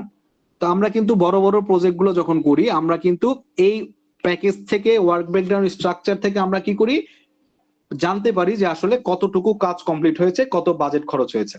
সেটা হলো আমাদের মেইন কাজ। সেইখানে দেখেন ওয়ার্ক প্যাকেজ যেটা আছে, ওয়ার্ক প্যাকেজটাকে আমরা বলতেছি হচ্ছে একদম লোয়েস্ট লেভেল, অনেক সময় এটাকে আমরা টাস্কও বলে থাকি, যে আসলে যে কাজটার মধ্যে টাকা ইনভলভ হয়, যে কাজটার মধ্যে মানুষ ইনভলভ হয়, যে কাজটার জন্য টাইম লাগে, সেটাকে আমরা বলতেছি হচ্ছে ওয়ার্ক প্যাকেজ। এবং এর নিচে কিন্তু কাজকে আর ভাঙা যায় না। সো এই ওয়ার্ক প্যাকেজ অথবা টাস্ক এই দুইটাকে আর ভাঙা যায় না। সো ইন দ্যাট কেস এইখানেই কিন্তু রিসোর্স গুলো লাগে। এরপরে দেখেন আমরা যখন প্ল্যানিং প্যাকেজে যাব, প্ল্যানিং প্যাকেজে কিন্তু কাজকে ভাঙতে পারতেছি না আমরা। প্ল্যানিং প্যাকেজ কি, এই অ্যাক্টিভিটি যে লিস্ট গুলো আছে, এই অ্যাক্টিভিটি লিস্ট গুলোকে কি করতেছে, কম্বাইন করতেছে। সো অ্যাক্টিভিটি লিস্ট গুলোকে যখন আপনি কম্বাইন করতেছেন তার মানে এই জায়গাতে কিন্তু আসলে টাস্ক নাই, এই জায়গাতে কিন্তু টাস্ক নাই। তার মানে আপনি যখন এইটা ক্লোজ করে ফেললেন, এই কাজটা যখন ক্লোজ করে ফেললেন তার মানে এটা কিন্তু বাই ডিফল্ট হয়ে গেল। কিন্তু দেখা গেল এখানে আরেকটা কাজ আবার ইনভলভ আছে। তো এই দুইটা কাজ যদি আপনি ক্লোজ না করেন, এই দুইটা ক্লাস ক্লোজ না হলে আপনি আগের নেক্সট প্রসেসের কাজটা সম্পর্কে আইডিয়া পাবেন না। So in that sense work প্যাকেজটা হচ্ছে একদম লোয়েস্ট লেভেল, যে জায়গাটাতে আপনার টাকা পয়সা সব খরচ হয়। আর এই জায়গাটার মধ্যে আমরা নর্মালি জানি, প্ল্যানিং প্যাকেজের মধ্যে আমরা জানি আসলে এক্সাক্ট কত টাকা খরচ হবে, বাট আমরা জানি না কাজটা কখন করব। কন্ট্রোল অ্যাকাউন্টের মধ্যে আমরা আসলে একটা জানি যে এই কাজটুকু আমাকে করতে হবে, আমি জানি না আসলে এটার মধ্যে কিভাবে কাজটা করতে হবে সেটা আমি জানি না। এটা যদি আমি চিন্তা করি আমি কিভাবে কাজটা করব সেটা আমি জানি না, বাট আমি জানি এখানে কাজটা করতে হবে মেজর হেডে। সো এইভাবে আমরা আমাদের ওয়ার্ক ব্রেকডাউন গুলো সাজাই, এবং এই ওয়ার্ক ব্রেকডাউন গুলোর এগেইনস্টে কি করে প্রত্যেকটা আবার একটা করে নাম্বার আছে। আমরা একটু ব্যাক করে যাব, দেখেন আপনাদের মনে আছে কিনা আমরা এই জায়গাটার মধ্যে যখন রিকোয়ারমেন্ট ট্রেসেবিলিটি ম্যাট্রিক্স এর মধ্যে ছিলাম, যে এখানে একটা রিকোয়ারমেন্ট দিয়েছিলাম এবং পাশাপাশি দেখেন এখানে কিছু নাম্বার দিয়েছিলাম। এই নাম্বার গুলাই আসছে হলো ডাব্লিউবিএস থেকে। তার মানে দেখেন আপনি যখন কোনো একটা স্কোপ চেঞ্জ করতে যাবেন, কোনো একটা স্কোপ চেঞ্জ করতে যাবেন এবং রিকোয়ারমেন্ট ট্রেসেবিলিটি ম্যাট্রিক্সে কি আসছে, এই ডাব্লিউবিএস আইডি গুলো আসছে। ডাব্লিউবিএস আইডি থাকার মানে হচ্ছে ধরেন আপনি এই পার্টটা চেঞ্জ করলে কোন আপনার ওয়ার্ক ব্রেকডাউন স্ট্রাকচারের কত নাম্বার আইটেমটাতে প্রবলেম হবে সেটা এই নাম্বারটা এখানে বসানো আছে। তার মানে আপনি যদি এটা চেঞ্জ করতেও চান, তার মানে আপনাকে এই নাম্বারে গিয়ে কাজ করতে হবে, এই নাম্বারে গিয়ে কারেকশন করতে হবে। সো এই জন্যই হচ্ছে আমাদের প্রত্যেকটা নাম্বার বসাতে হয়। ঠিক আছে, আশা করি এই জিনিসটা ক্লিয়ার হয়েছেন। আচ্ছা, এরপরে আমরা যেটা দেখব, আমরা ওয়ার্ক ব্রেকডাউন স্ট্রাকচার যদি বলি, ওয়ার্ক ব্রেকডাউন স্ট্রাকচারের মধ্যে তিনটা পার্ট আছে। তিনটা পার্টের মধ্যে আপনার অলরেডি আমরা যেটা বলছিলাম যে তিনটা পার্ট আছে, কন্ট্রোল অ্যাকাউন্ট, প্ল্যানিং প্যাকেজ এবং ওয়ার্ক প্যাকেজ, এগুলো নিয়ে আমরা আলোচনা করছিলাম কিছুক্ষণ আগে। এর বাইরে আরেকটা পার্ট আছে যেটাকে আমরা বলতেছি WBS ডিকশনারি। এটা খুব ইম্পর্টেন্ট পার্ট। দেখেন WBS ডিকশনারিটা মানে কি, ধরেন আমার এখানে প্রত্যেকটা ব্লক আছে, প্রত্যেকটা ব্লকের আলাদা নাম আছে, তাই না? এখন দেখেন এই পার্টটা করার জন্য কি কি জিনিস লাগবে, এইটাকে আমরা বলতেছি হলো WBS ডিকশনারি। তার মানে এই কাজটুকু করার জন্য যা যা লাগবে সবকিছুই থাকবে হলো WBS এর মধ্যে। সো এটাকে যদি আমরা বলি, দেখেন ওয়ার্ক প্যাকেজ নেম, ধরে নিচ্ছি ওয়ার্ক প্যাকেজটা কত, 2.1.8, 2.1.8।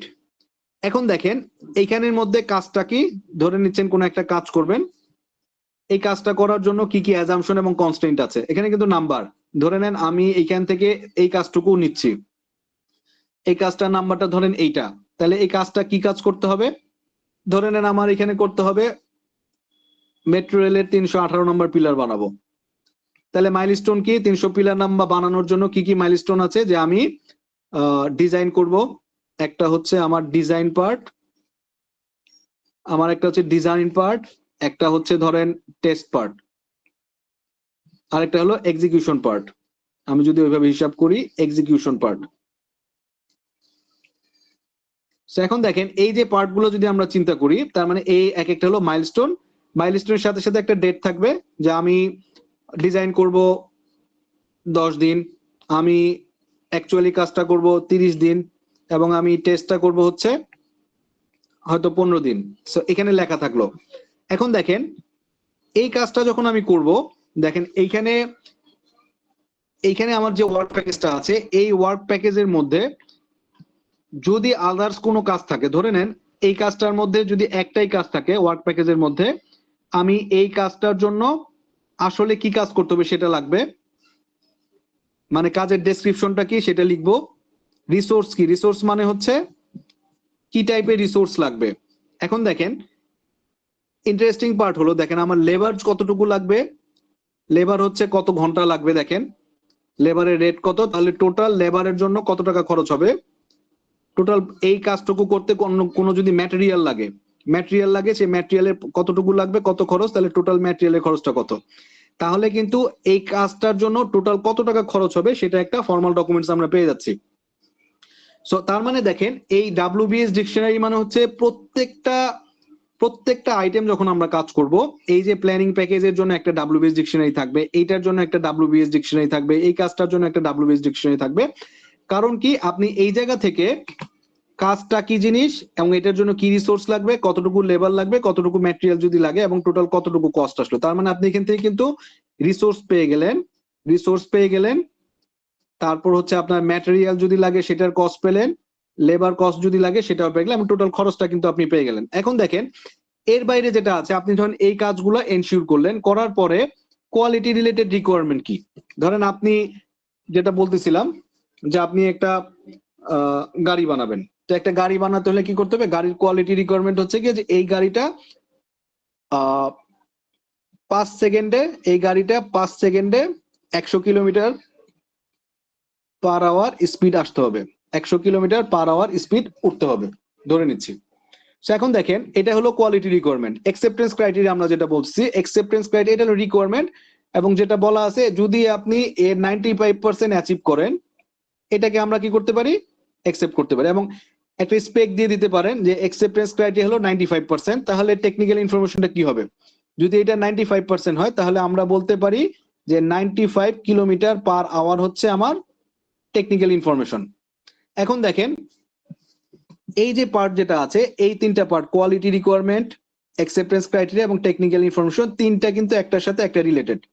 আর এগ্রিমেন্ট ইনফরমেশন মানে হলো এর মাঝখানে যদি আপনার আলাদা কোনো ভেন্ডর থাকে, ধরেন এই কাজগুলো আপনি অন্য কাউকে দিয়ে করাচ্ছেন, তার সাথে কোন রকম এগ্রিমেন্ট যদি থাকে যে সে হয়তো মাসে 7 দিন কাজ করতে পারবে, 30 দিনের মধ্যে মাসে 7 দিন কাজ করতে পারবে, তাহলে কিন্তু আপনাকে মাথায় রাখতে হবে এই 7 দিনের বাইরে কিন্তু আপনি কাজ করতে পারবেন। অথবা এরকম বলতে পারে যে আমি এইখান থেকে যে পার্ট গুলো আছে আমি হয়তো আপনাকে আহ বাইরে থেকে যে ম্যাটেরিয়াল গুলো এনে দিব, সেই ম্যাটেরিয়াল গুলোর ডিউটি অনেক হাই। ধরেন র ম্যাটেরিয়াল নিয়ে আসলাম বাইরে থেকে, এটা ডিউটি অনেক হাই, তার মানে কস্টিংটা অনেক বাড়বে। সেটা যদি এগ্রিমেন্টের ইনফরমেশন এখানে দেওয়া থাকে। সো একটা জিনিস দেখেন, আপনার কাছে যখন কোনো প্রজেক্ট থাকবে, প্রজেক্ট থাকার পরে যে কোনো প্রজেক্টে যখন যাবেন, যখন কোনো কাজ অ্যাসাইন করবে, তখন আপনার কাজ হলো প্রথমেই এই ডাব্লিউবিএস ডিকশনারিটা খুঁজে বের করা যে আমার এই ডাব্লিউবিএস এর মধ্যে কি কি আছে। এই ডাব্লিউবিএস এর উপরে ধরেন আপনার জন্য যদি এই কাজটা অ্যাসাইন করা থাকে যে হ্যাঁ তুমি এই কাজটা করবা, তাহলে আপনি প্রথমেই যেটা করবেন যে আমার জন্য যেহেতু এই কাজটা আছেন, তাহলে আমাকে এই কাজটা ডাব্লিউবিএস ডিকশনারিটা দেন। তাহলে এই কাজটা যখন ডাব্লিউবিএস ডিকশনারিটা পেয়ে যাবেন আপনি, এই ডাব্লিউবিএস ডিকশনারির জন্য কিন্তু আপনি A to Z এই কাজটা করার জন্য যা যা লাগবে প্রত্যেকটা জিনিস এই জায়গা থেকে আপনি পেয়ে যাবেন। তার মানে দেখেন, আপনি আপনার জন্য একটা কাজ অ্যাসাইন করা হচ্ছে, এটা পাবেন হলো ডাব্লিউবিএস থেকে অথবা ওয়ার্ক ব্রেকডাউন স্ট্রাকচার থেকে, এবং কাজটা কিভাবে করবেন, কি দিয়ে করবেন এবং কি কি বাজেট অ্যালোকেট করা আছে সেটা পাবেন হলো ডাব্লিউবিএস ডিকশনারি থেকে। এখন আমাদের ডাব্লিউবিএস ডিকশনারিটা আসলে কেন দরকার, কেন ডাব্লিউবিএস ডিকশনারিটা দরকার, না করলে কি হতো? সিম্পল হিসাব, যেমন ধরেন আমরা যখন একটা ডাব্লিউবিএস ডিকশনারিটা করব, ডাব্লিউবিএস ডিকশনারির মধ্যে কি কি থাকে দেখেন, সিম্পল হিসাব। এখানে রিসোর্স দেয়া থাকে, লেবারের কস্টিং দেয়া থাকে, ম্যাটেরিয়াল দেয়া থাকে, মাইলস্টোন দেওয়া থাকে, কোনটা কবে হবে, অ্যাজাম্পশন গুলো দেওয়া থাকে। তো তার মানে দেখেন আমার এই পার্ট গুলো একদম ক্রিস্টাল ক্লিয়ার, তার মানে কোনো রকম গ্যাপ নাই, যা যা দরকার আমার প্রজেক্ট করার জন্য প্রত্যেকটা জিনিস অ্যাসাইন করা আছে, এবং যেহেতু একদম ক্লিয়ারলি দেওয়া আছে, এখানে কোনো রকম কনফিউশনের সুযোগ নাই। সেটাকে আমরা বলতেছি আমাদের কোনো রকম অ্যাম্বিগুইটি থাকে না যখন আমরা ডাব্লিউবিএস ডিকশনারি নিয়ে কাজ করি। এবং এইটার কারণে দেখা গেছিল আমি প্রজেক্টের শিডিউল এবং কস্ট এস্টিমেশন করতে পারি, কারণ এখান থেকে যখন আমার কস্টিংটা আসে এবং এই কাজটা করতে কত দিন সময় লাগতেছে সেটা পাই। সো ডাব্লিউবিএস ডিকশনারি থেকে এটাও আমার এখানে চলে আসে। এখন দেখেন পাশাপাশি এই জিনিসটা যখন হয়ে গেল, তার মানে কিন্তু একদম ক্লিয়ারলি জানা গেল যে আমার স্টেক হোল্ডারের কি দরকার এবং তাকে আমি কিভাবে কমিউনিকেশনটা করব। পাশাপাশি ধরেন এই যে লেবার যেগুলো আছে, এখানে ধরেন একজন লেবার লাগবে, তো লেবারের জন্য কত ঘন্টার লেবার লাগতেছে এবং কোন লেবারটাকে আপনি নিবেন, সেই লেবারটাও কিন্তু আপনি খুব ইজিলি এখান থেকে ডাব্লিউবিএস ডিকশনারি থেকে আগে থেকে প্ল্যান করতে পারেন। আবার পাশাপাশি দেখেন, যেহেতু এইটা একটা ডকুমেন্টস, এখন কোনো কারণে যদি এই ডকুমেন্টসে চেঞ্জ আসে, যেমন ধরেন এখানে কোনো একটা স্কোপ চেঞ্জ করে দিল, স্কোপ চেঞ্জ করে দিলে আপনাকে কিন্তু এই ডাব্লিউবিএস ডিকশনারিটাকে অবশ্যই আপডেট করতে হবে। সো ইন্টারেস্টিং পার্ট হলো, যদি আপনি ওয়ার্ক ব্রেকডাউন স্ট্রাকচারটা পান এবং ডাব্লিউবিএস ডিকশনারিটা পেয়ে যান, সেক্ষেত্রে কিন্তু বড় প্রজেক্ট গুলোতে আপনি কাজটা খুবই স্মুথলি বুঝে যাবেন। আর পাশাপাশি দেখেন, যদি আপনি প্রজেক্ট ম্যানেজার হন, তাহলে কিন্তু আপনাকে কি করতে হবে, ডাব্লিউবিএস স্ট্রাকচারটা বানাতে হবে, ওয়ার্ক ব্রেকডাউন স্ট্রাকচারটা বানাতে হবে। পাশাপাশি ওই বানানোর জন্য আপনাকে কিন্তু ডাব্লিউবিএস ডিকশনারিটাও আপনাকে বানাতে হবে। সো দুইটাই কিন্তু আপনার জন্য প্রয়োজনীয় জিনিস। এখন দেখেন, তাহলে আপনি রিকোয়ারমেন্ট পেয়ে গেলেন, আপনি হাই লেভেল রিকোয়ারমেন্ট পেলেন, লো লেভেল রিকোয়ারমেন্ট পেয়ে গেলেন, এবং আপনি কি পেলেন, ওয়ার্ক ব্রেকডাউন স্ট্রাকচার পেয়ে গেলেন, ওয়ার্ক ব্রেকডাউন স্ট্রাকচার পেয়ে গেলেন, ডাব্লিউবিএস ডিকশনারি পেয়ে গেলেন। তার মানে কিন্তু সবকিছু অলরেডি ডিফাইন্ড, এবং এগুলাকে আপনি কম্বাইনলি যে ডকুমেন্টস যে কাজগুলো আমরা করলাম, এটাকে আমাদের বলতেছি স্কোপের বেসলাইন। সো স্কোপের বেসলাইনটা কি জিনিস? স্কোপের বেসলাইন হলো আমি এতক্ষণ পর্যন্ত high level requirement, low level requirement থেকে কি করেছি, একটা প্রজেক্টের স্কোপ স্টেটমেন্ট বানাইছি। ওই স্কোপ স্টেটমেন্টটা মানে কি, যে আমি স্পন্সরের কাছ থেকে এগ্রিমেন্ট করে নিয়েছি যে আমি এই কাজটুকুই করব। ওই কাজটা করার পরে এখন আমি কাজগুলোকে ভাঙছি যে আসলে এই কাজটা কিভাবে করা যায়, যেটাকে আমরা বলতেছি ডাব্লিউবিএস। এবং এই ডাব্লিউবিএস টা ওয়ার্ক ব্রেকডাউন স্ট্রাকচারের যে কাজগুলো আছে, সেই কাজগুলো ইন ডিটেলসে কিভাবে করা যায়, কোনটা কাজের জন্য বাজেট কতটুকু, সেটার জন্য আমরা কি করতেছি, ডাব্লিউবিএস ডিসক্রিপশনে দিচ্ছি। সো অল টুগেদার আমার এই স্কোপ বেসলাইন হলো এতক্ষণ পর্যন্ত যে কাজগুলো করে আসলাম, যে project scope statement, work breakdown structure, work package এবং ডাব্লিউবিএস ডিকশনারি, এই কম্বাইন্ড সবগুলোকে আমি একত্রে ভাবে বলতেছি হচ্ছে স্কোপ বেসলাইন, কারণ এইটার উপর বেস করে আমি আমার প্রজেক্ট যেগুলো আছে সেই প্রজেক্টগুলো কাজ করব। সো আশা করি এই পর্যন্ত সবাই ক্লিয়ার হয়েছেন। কারো যদি কোনো কনফিউশন থাকে কোথাও, বলতে পারেন।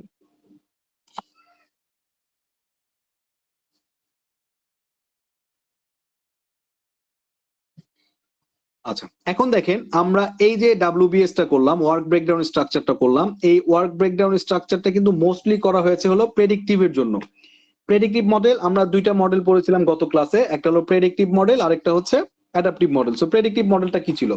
সো প্রেডিক্টিভ মডেলটা ছিল এইরকম আমাদের, যে আমরা আগে থেকেই জানি এবং টানজিবল আউটপুট যেসব জায়গাগুলোতে পাওয়া যাবে, মানে হাত দিয়ে স্পর্শ করতে পারে এরকম আউটপুট পাওয়া যাবে, সেটাকে বলতেছি প্রেডিক্টিভ মডেল। আর অ্যাডাপটিভ মডেলটা গুলো হচ্ছে মোস্টলি আমরা কি করি, যেগুলো হাত দিয়ে ছোঁয়া যায় না সেই ধরনের আউটপুট যদি প্রজেক্ট থেকে আসে সেটাকে আমরা বলতেছি অ্যাডাপটিভ এনভায়রনমেন্টের প্রজেক্ট। সো এখন দেখেন প্রেডিক্টিভের ক্ষেত্রে তো আপনি জানেন যে আসলে আপনি কিভাবে কাজটা করবেন, কোন কাজটা করতে হবে না করতে হবে, এই পার্টগুলো কিন্তু আপনি জানেন। সো এই জিনিসটা কিন্তু পুরোটাই আপনি আগে থেকে প্ল্যান করে ফেলছেন যে এইভাবে কাজটা করতে হবে, কারণ আপনি জানেন এই ধরনের কাজগুলা হয়েছে। এখন দেখেন একবারে নতুন একটা কাজ যেটাকে আপনি আগে কখনো করেন নাই, তো আপনি কিন্তু জানেন না যে কিভাবে করবেন। তো সেইগুলোর ক্ষেত্রে আমরা অ্যাডাপটিভ এনভায়রনমেন্ট করি, এবং অ্যাডাপটিভ এনভায়রনমেন্টের ক্ষেত্রে তাহলে ওয়ার্ক ব্রেকডাউন স্ট্রাকচারটা কেমন হবে? তো ওয়ার্ক ব্রেকডাউন স্ট্রাকচার প্রেডিক্টিভের জন্য খুব সহজ, আমরা এতক্ষণ করে ফেললাম। এখন অ্যাডাপটিভ এনভায়রনমেন্টের জন্য এটা টার্মগুলো চেঞ্জ হয়। টার্মগুলো চেঞ্জ কিভাবে হয়? যেমন দেখেন ওখানে আমরা কি করেছি, আমরা ওয়ার্ক ব্রেকডাউন স্ট্রাকচারের মধ্যে কি করেছি, একটা দিয়েছি কন্ট্রোল অ্যাকাউন্ট, একটা প্ল্যানিং প্যাকেজ, আর একটা হচ্ছে ওয়ার্ক প্যাকেজ। এই পার্টগুলোতে ভাগ করছি প্রত্যেকটা জায়গাতে। আর এইখানটাতে এই control account, planning package, work package এই পার্টগুলো নাই, নামগুলোই চেঞ্জ হয়ে গেছে। নামগুলা কি আছে? অ্যাডাপটিভ এনভায়রনমেন্টের জন্য আমরা প্রথমেই বলতেছি যে আমাদের যে কোনো একটা প্রোডাক্টের ভিশন থাকবে। প্রোডাক্টের ভিশন কি? ধরেন আমি একটা ওয়েব ডেভেলপ করতে চাই, আমি কি করতে চাই? একটা ওয়েব ডেভেলপ করতে চাই। আমার মেইন টাস্ক হলো প্রথমে একটা ওয়েব পেজ ডিজাইন করব যেখানে আমার কোম্পানির ইনফরমেশন গুলো থাকবে। সো এই যে প্রোডাক্ট ইনফরমেশন গুলো থাকবে, সেই প্রোডাক্টের ইনফরমেশন গুলোকে আমি কি করতেছি, যে আমি একটা ওয়েব পেজ ডিজাইন করতে চাই এবং কোম্পানির ইনফরমেশন গুলো থাকবে, যেটাকে ধরে নিচ্ছি আমি আমার ওয়েব পেজের অ্যাবাউট পেজ। এরপরে যখন হবে আমার ধারণা, আমার ইচ্ছা হচ্ছে অ্যাবাউট পেজের পরে আমি কি করব, কিছু প্রোডাক্টের শোকেস করবো এখানে। তার মানে প্রোডাক্ট কি কি আছে সেই প্রোডাক্টের শোকেস করবো, এবং পাশাপাশি তারপরে যেটা করব, কিছু ভিডিও আপলোড করব আমার প্রোডাক্টের। তো ধরে নিচ্ছি এইটাই হলো আমার টোটাল ওয়েব পেজের মেইন উদ্দেশ্য। সো আমি কিন্তু জানি এক নাম্বার যখন এইটাকে বলতেছি রিলিজ 1, রিলিজ 2, রিলিজ 3, কারণ কি আমি ছোট ছোট ডেলিভারি দিই অ্যাডাপটিভের মধ্যে।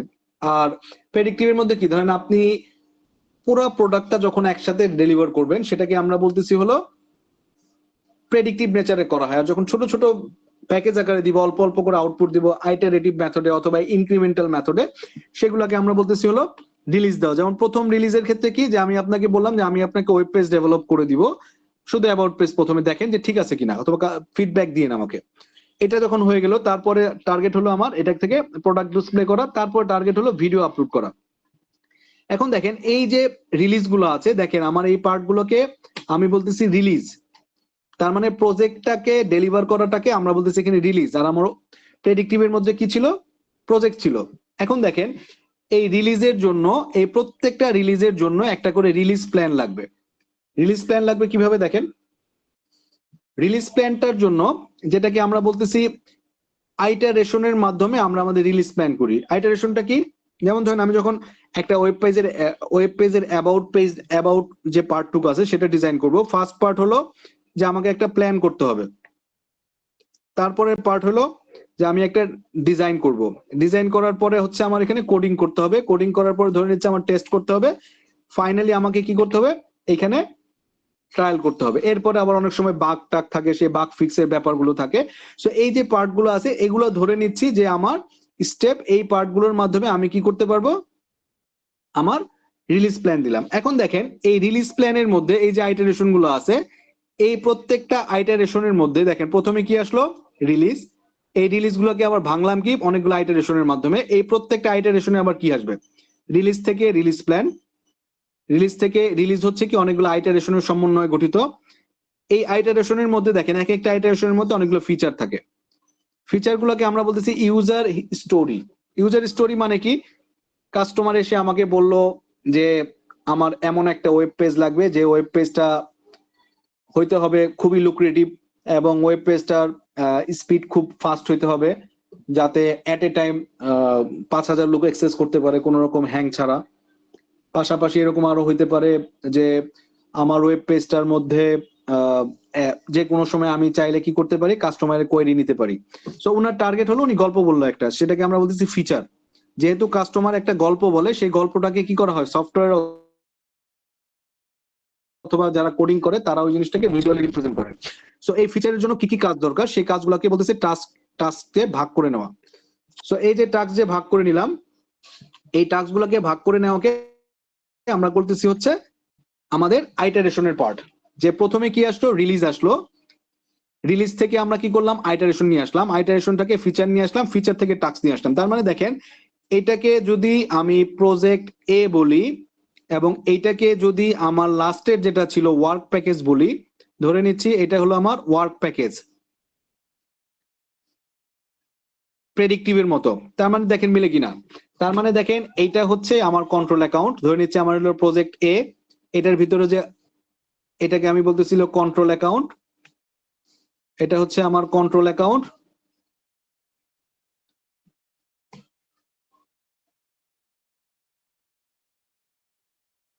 আর এটাকে যদি আমি বলি হচ্ছে আমার প্ল্যানিং প্যাকেজ, এটা হচ্ছে আমার প্ল্যানিং প্যাকেজ। আর এটাকে আমি বলতেছিল আমার ওয়ার্ক প্যাকেজ।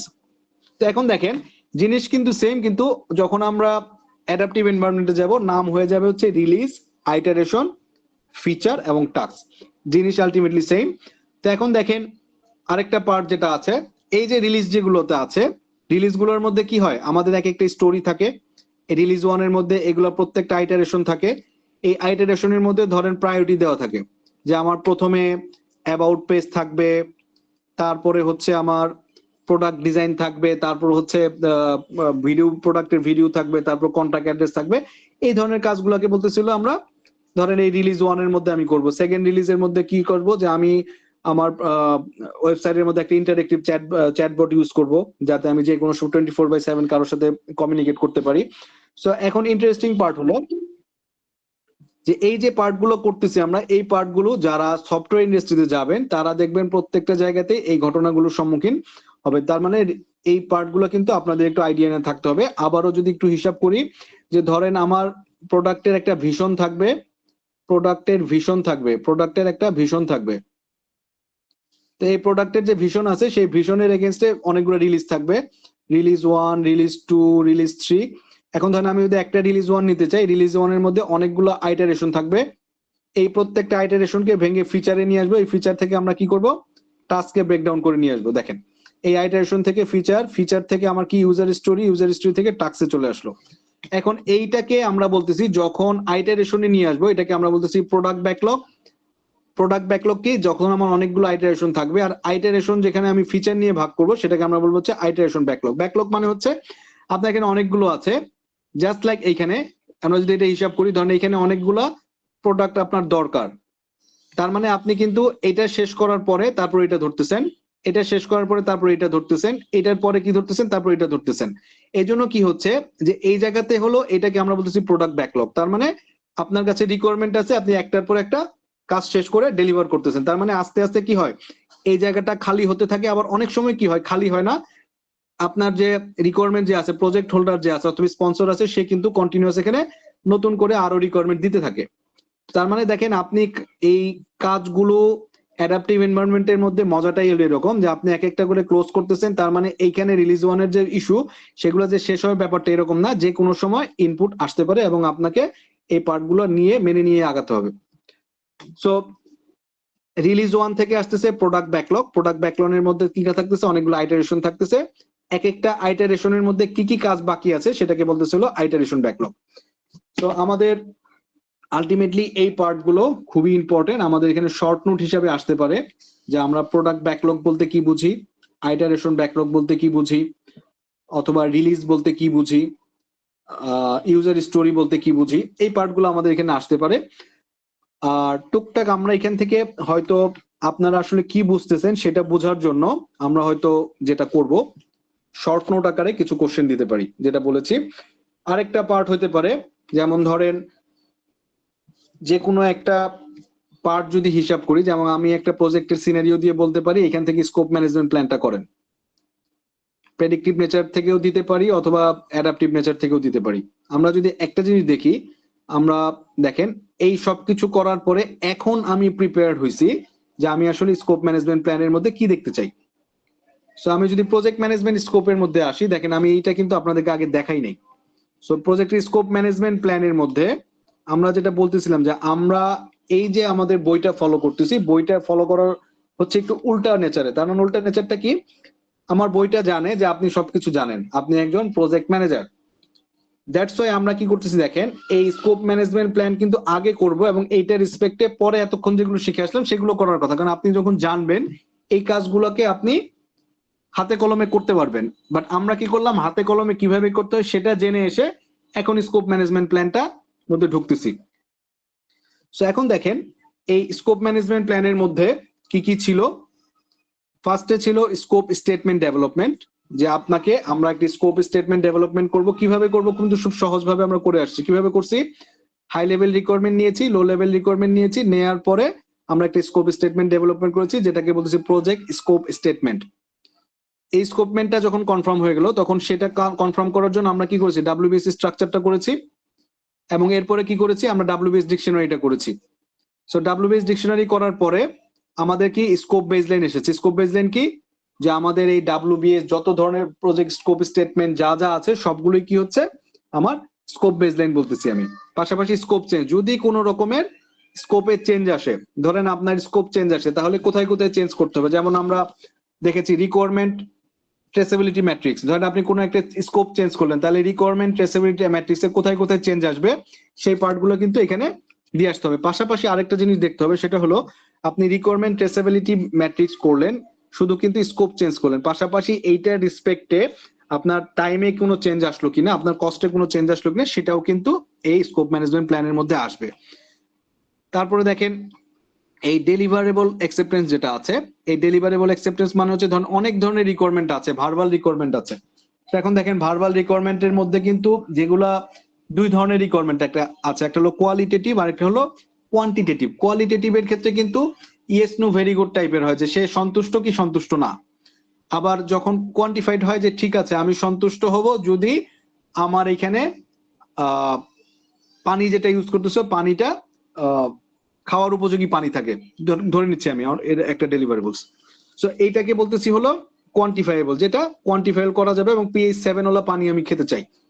সো এটাকে বলতেছে কোয়ান্টিফাইবল। আর কোয়ালিটেটিভ হলো ঠিক আছে আমি পানি খেতে চাই, ভালো হলেই বিশুদ্ধ হলেই খাবো। তো এখন দেখেন এই পার্টটাকে মিলে আমরা কি করব, একটা স্কোপ ম্যানেজমেন্ট প্ল্যান করব। স্কোপ ম্যানেজমেন্ট প্ল্যানের মধ্যে আরো যদি ডিটেলসে জানতে চান, এই টেমপ্লেটস এর মধ্যে কিছু আর একটু শর্টকাটে লেখা আছে, আপনারা চাইলে দেখে নিতে পারেন। সো আমাদের এই পর্যন্ত আমরা আমাদের মোটামুটি আমাদের যে স্কোপ ম্যানেজমেন্ট যেটা আছে, আমাদের স্কোপ ম্যানেজমেন্ট প্ল্যানটা ক্লোজ হয়ে গেছে। স্কোপ ম্যানেজমেন্ট প্ল্যান নিয়ে আমরা একটা কেস স্টাডি দেখবো। এখন আমাদের কেস স্টাডিতে যদি আমরা একটু দেখি,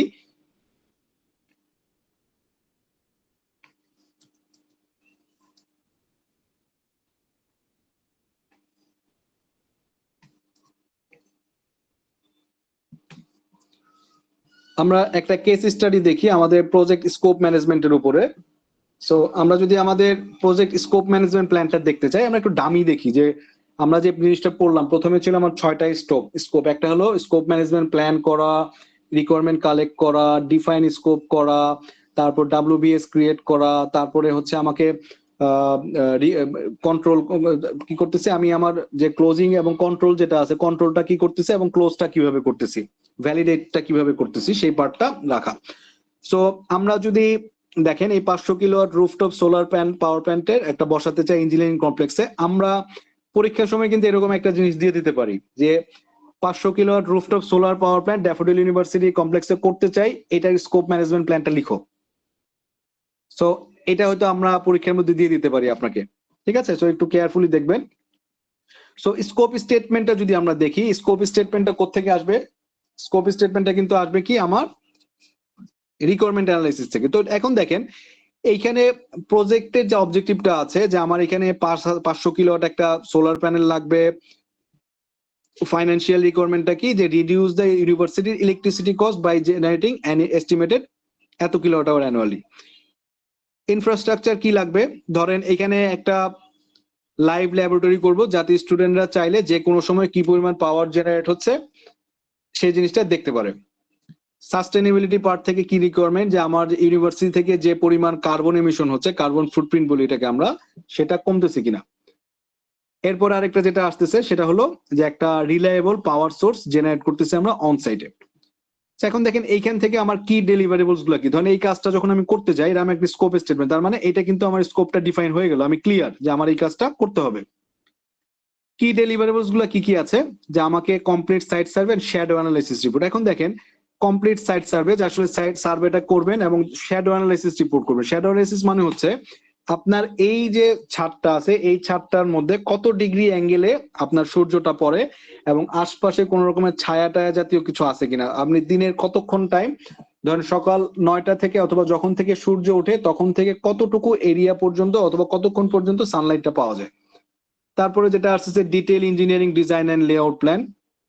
তারপরে বলা আছে যে all necessary permits and approval from relevant authorities, a fully installed and mechanically complete 500 kilowatt solar PV array including mounting structure. এর বাইরে ধরেন যা যা জিনিসগুলো লাগবে সবগুলা কিন্তু এখানে চলে আসলো, যে আসলে আমার কি কি ধরনের রিকোয়ারমেন্ট গুলো আছে, এই সেই রিকোয়ারমেন্টের উপরে কিন্তু আমার এই ডেলিভারেবলস গুলা চলে আসলো। তো এখানে কিন্তু আমরা বলতেছি ডেলিভারেবল, কিন্তু এগুলাই কিন্তু আসলে আমার রিকোয়ারমেন্ট গুলা। এরপরে আসতেছে মাইলস্টোন। সো মাইলস্টোন গুলা কি কি, যেমন ধরেন আমি এখানে কয়টা পার্টে প্রজেক্টটাকে ভাগ করছি, সে এই প্রত্যেকটা পার্ট কবে স্টার্ট হবে এবং কবে শেষ হবে সেই পার্টগুলো আমার এখানে দেয়া থাকবে, যে আমি এই প্রজেক্টটাকে কয়টা ভাগে ভাগ করব। যেমন ধরেন একটা সাইট অ্যাসেসমেন্ট কমপ্লিট হয়ে গেল, তার মানে এটাকে আমি একটা মাইলস্টোন ধরতেছি। ফাইনাল ডিজাইন করে ফেললাম, সেটাকে মাইলস্টোন ধরতেছি। তারপর হচ্ছে মেকানিক্যালি ইনস্টলেশন অথবা যেখানের উপরে সোলার প্যানেল গুলো বসবে সেই পার্টগুলো করে ফেলতেছি। ইলেকট্রিক্যাল যে পার্টগুলো আছে যাতে করে আমার অন গ্রিড সাপ্লাই দেয় সেই কাজটাকে একটা মাইলস্টোন ধরতেছি। টেস্টিংটাকে একটা মাইলস্টোন ধরতেছি এবং হ্যান্ড ওভার যে করতেছি সেটাকে একটা মাইলস্টোন ধরতেছি। সো এগুলোকে বলতেছি মাইলস্টোন। টেকনিক্যাল রিকোয়ারমেন্ট গুলো কি কি, যে আসলে কোন কোন জিনিসগুলো আমার দরকার, কত ইনভার্টার দরকার, কিভাবে করব না করব, প্রজেক্টের এক্সক্লুশন কোথায় কোথায় আছে, যে কোন কোন জিনিসগুলো করবো না। যেমন ধরেন major structural enforcement of the building roof, এটা আমরা করবো না। ইউনিভার্সিটি মেইন সাব স্টেশন নিয়ে আমরা কোনো কাজ করব না। এনার্জি স্টোরেজ সিস্টেম থাকবে না, কারণ কি আমার এটা হলো অন গ্রিড সিস্টেম। পাশাপাশি এক্সিস্টিং যদি অপারেশনাল কস্ট হয়, যেমন আপনার এক্সিস্টিং যে সিস্টেম চলতেছে সেই সিস্টেমের জন্য মেইনটেনেন্সের জন্য কোনো টাকা পয়সা দিব না। সো এই যে দেখেন এই পার্টগুলো হচ্ছে আমার এক্সক্লুশনের মধ্যে থাকবে, তার মানে কোন কোন পার্টগুলো আমার রিকোয়ারমেন্ট, কোন কোন জিনিসগুলো। দেখেন এটা হলো আমার কি কি রিকোয়ারমেন্ট, রিকোয়ারমেন্ট গুলো চলে আসলো, কখন এই রিকোয়ারমেন্ট গুলোকে আমি ডেলিভার করব সেটা ভাগ করলাম। এবং স্কোপ ম্যানেজমেন্টের পার্টের মধ্যে দেখেন যে ফার্স্ট পার্ট হলো আমি রিকোয়ারমেন্ট গুলো কালেক্ট করব। রিকোয়ারমেন্ট গুলো কালেক্ট করার পরে কিভাবে কালেক্ট করব, কার কার কাছ থেকে কালেক্ট করব, যেমন দেখেন এখানে ইউনিভার্সিটি যে ফ্যাসিলিটি ম্যানেজমেন্ট আছে, ইঞ্জিনিয়ারিং হেড যারা আছে, ফাইন্যান্স ডিপার্টমেন্ট থেকে আমি রিকোয়ারমেন্ট গুলো কালেক্ট করব। কিভাবে করব, ইন্টারভিউর মাধ্যমে করতে পারি, ফোকাস গ্রুপের মাধ্যমে করতে পারি, অথবা আমাদের এক্সিস্টিং যে ডকুমেন্টস যেগুলো আছে, যেমন বিল্ডিং এর আর্কিটেকচারাল যে ড্রয়িংটা আছে, তারপর সাব স্টেশনের যে সিঙ্গেল লাইন ডায়াগ্রাম গুলো আছে সেগুলো আমরা দেখতে পারি। তো এরপরে আসতেছে কি আমি রিকোয়ারমেন্টের উপর বেস করে স্কোপটাকে ডিফাইন করব। স্কোপটা ডিফাইনটা কি করে ফেলছি আমরা আগেই প্রজেক্ট স্কোপ স্টেটমেন্টে দেখাই ফেলছি। এবং দেখেন তারপরে কি আসতেছে ডাব্লিউবিএস স্ট্রাকচারটা করা। ডাব্লিউবিএস স্ট্রাকচারটা কিভাবে করব, দেখেন কাজটাকে ভেঙে ফেলছি। যে এক নম্বরে বলতেছি প্রজেক্ট ম্যানেজমেন্ট, 2 নম্বরে হচ্ছে ইঞ্জিনিয়ারিং এন্ড ডিজাইন, যে সাইট সার্ভে করবে, সিস্টেম ডিজাইন ইঞ্জিনিয়ারিং করবে, পারমিট অ্যাপ্লিকেশন ম্যানেজমেন্ট করবে, প্রকিউরমেন্টের কাজগুলো কি কি আসবে, ইনস্টলেশনের জন্য কয়টা কাজে ভাগ করব, কমিশনিং যখন করব তখন কয়টা কাজে ভাগ করব। তো এখন দেখেন এই যে পার্ট গুলো আছে এটার মাধ্যমে কিন্তু আমরা কি করলাম, ডাব্লিউবিএস করে ফেললাম, তাই না? এখন এই কাজগুলো যে হবে প্রত্যেকটা কাজের জন্য কিন্তু ভ্যালিডেট হবে, যে এই কাজটা যে আমি করে ফেললাম সিভিল এন্ড মাউন্টিং ওয়ার্ক, এই কাজটা যে করবে এটা কোয়ালিটি ইন্সপেকশন কিভাবে করবো, আসলে ঠিকঠাক মতো আসছে কিনা। সো এই পার্টটাও কিন্তু আমাকে ভ্যালিডেট করার জন্য বলে দিতে হবে যে আসলে কে ভ্যালিডেট করবে। দেখেন সিম্পলি দেখেন এখানে বলা আছে যে formal inspection and review meeting will be held at each milestone to obtain formal acceptance of completed delivery from project sponsor এবং কি স্টেক হোল্ডার। তার মানে আমরা উপরে যে মাইলস্টোন গুলো দিয়েছি, দেখেন এখানে অনেকগুলো মাইলস্টোন আছে। এই যে প্রত্যেকটা মাইলস্টোন পরে আমরা কি করব, আমরা একটা করে অ্যাপ্রুভাল নিব এবং এই মাইলস্টোন থেকে কে করবে অ্যাপ্রুভালটা, এই মাইলস্টোন থেকে অ্যাপ্রুভালটা কে করবে, প্রজেক্ট স্পন্সর এবং স্টেক হোল্ডার, এবং তারা দেখবেন যে আসলে কাজগুলো ঠিকঠাক মতো হচ্ছে কিনা। যদি তারা একটা মাইলস্টোন কমপ্লিট হয়ে যায় তাহলে পরবর্তীতে নেক্সট মাইলস্টোনে যাওয়ার জন্য অ্যাপ্রুভালটা দিবে। কন্ট্রোলিং স্কোপ কিভাবে করব, ধরেন আমি হঠাৎ করে চাচ্ছি 500 না 600 কিলোওয়াট করতে চাই সোলার প্যানেল।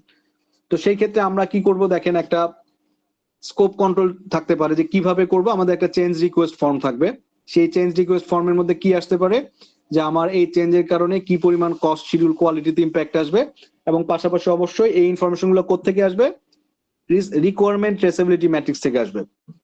তারপরে কি আসতে পারে, একটা চেঞ্জ কন্ট্রোল বোর্ড যারা আছে, চেঞ্জ কন্ট্রোল বোর্ডে রিভিউর জন্য পাঠাবো, যে আমি একটা চেঞ্জ আসছে, আপনার কস্ট, শিডিউল এবং কোয়ালিটিতে এই ইম্প্যাক্ট আসবে। তখন এই সিসিবি বা চেঞ্জ কন্ট্রোল বোর্ডের মধ্যে কারা থাকবে, sponsor, project manager, head of department এবং যারা যারা ফাইন্যান্সার তারা থাকবে।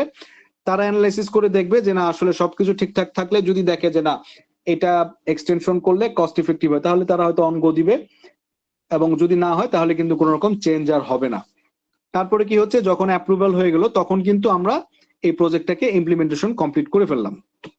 তো ইমপ্লিমেন্টেশন করার ফলে ডেফিনেটলি আমরা কি করব, আমরা একটা ডকুমেন্টেশন করব, একটা রিপোর্ট করব যে আমরা আমাদের এই স্কোপটা প্রপারলি কমপ্লিট করতে পারছি। এখন দেখেন এখানে প্রত্যেকের কাজ ভাগ করে দেওয়া আছে, যে এই যে আমি প্রজেক্ট স্কোপে অথবা প্রজেক্ট স্কোপ ম্যানেজমেন্ট প্ল্যান করলাম, কার কি কাজ, স্পন্সরের কাজটা কি, প্রজেক্ট ম্যানেজারের কাজটা কি, ইঞ্জিনিয়ারিং টিমটা কি করবে, কনস্ট্রাকশন ম্যানেজার যদি থাকে সে কি করবে, স্টেক হোল্ডার যারা আছে তারা কি করবে, প্রত্যেকের কাজ কিন্তু ভাগ করা আছে। এখন দেখেন আরেকটা পার্ট বাকি থাকলো, সেটা হলো ডাব্লিউবিএস ডিকশনারি। তো ডাব্লিউবিএস ডিকশনারিটা কি জিনিস, আমরা তো আগেই দেখেছি যে প্রত্যেকটা ওয়ার্ক ব্রেকডাউন স্ট্রাকচারে যে ইউনিক আইডি কোড আছে, সেই ইউনিক আইডির এগেনস্টে যখন আমরা ডিটেলস এর মধ্যে কতটুকু রিসোর্স লাগবে, কতটুকু লেবার লাগবে, সেই লেবারের জন্য কত দিন খরচ হবে, কত কস্ট হবে, সেই কস্ট গুলো অথবা কোয়ালিটি ক্রাইটেরিয়া কি হবে, তারপর হচ্ছে কোন রকম এক্সেপশন আছে কিনা, কোনো কনস্ট্রেন্ট আছে কিনা, কোনো অ্যাজাম্পশন আছে কিনা, সেই পার্ট গুলা আমরা ডাব্লিউবিএস ডিকশনারি থেকে পেয়ে যাব। দেখেন ওভারঅল কিন্তু এ টু জেড আমরা যখন প্রজেক্ট স্কোপ ম্যানেজমেন্ট কমপ্লিট করলাম, যদি প্রজেক্ট স্কোপ ম্যানেজমেন্টটাকে আমরা একটা মাইলস্টোন ধরি, তাহলে এই মাইলস্টোনের এগেইনস্টে কিন্তু আমাকে কি করতে হবে, এই প্রজেক্ট স্টেটমেন্ট যে আছে, এই প্রজেক্ট স্পন্সরের কাছ থেকে মাইলস্টোন কমপ্লিট করার পরে আমরা প্রজেক্ট স্পন্সরের একটা অ্যাকসেপ্টেন্স নিব, যেটা ভদ্রলোক এখানে একটা সিগনেচার করবেন, প্রজেক্ট ম্যানেজার যিনি উনি সিগনেচার করবেন, আর হেড অফ ডিপার্টমেন্ট যিনি আছেন তিনি সিগনেচার করবেন। এই তিনজনের সিগনেচার করা মানে হচ্ছে এই স্কেপটা ওকে আছে, এবং এরপরে আমরা কি করব, পরের স্টেজে যাব। সো এটাকে আমরা বলতেছি হচ্ছে project scope management plan. So এই ধরনের, এইভাবে মোটামুটি আমরা প্রজেক্ট স্কোপ ম্যানেজমেন্ট প্ল্যানটাকে সাজাই। সাজানোর পরে দেখেন অ্যাজ এ প্রজেক্ট ম্যানেজার আপনি কিন্তু কি করলেন, এই প্রজেক্ট স্পন্সর যে প্রজেক্ট চার্টার দিচ্ছেন, সেই প্রজেক্ট স্পন্সর কিন্তু আপনাকে দিয়েছিলেন, আপনি সাইন করে তার কাছ থেকে বুঝে নিচ্ছেন। আর এইখানে হয়েছে উল্টা ঘটনা, আপনি রিকোয়ারমেন্ট গুলো কালেক্ট করে একটা স্কোপ ম্যানেজমেন্ট প্ল্যান বানাইছেন, এবং প্রজেক্ট স্পন্সরকে বলতেছেন যে আমি প্রজেক্টে এই কাজগুলো করবো, সাইন করে কনফার্ম করেন। এখন উনি সাইন করার পরে তখন কিন্তু আপনি বলবেন যে ঠিক আছে, আপনি এইভাবে, কিন্তু আমি এখন থেকে কাজটা এইভাবেই করবো, আপনি কনফার্ম করছেন, আপনার কিন্তু প্ল্যানটা হয়ে গেল, আপনি কিন্তু এখন এক্সিকিউশনে নামেন নাই। আমরা এই পর্যন্ত যদি আমরা বলি, আমরা আমাদের স্কোপ ম্যানেজমেন্ট প্ল্যানটা কমপ্লিট করেছি, এবং মেজরলি স্কোপ ম্যানেজমেন্ট প্ল্যানটা কিন্তু এই জায়গাটাতে খুবই ইম্পর্টেন্ট রোল প্লে করে, কারণ আপনার মেইন যে কাজটুকু আছে, এই স্কোপ ম্যানেজমেন্ট প্ল্যানটা যদি কোনো রকমে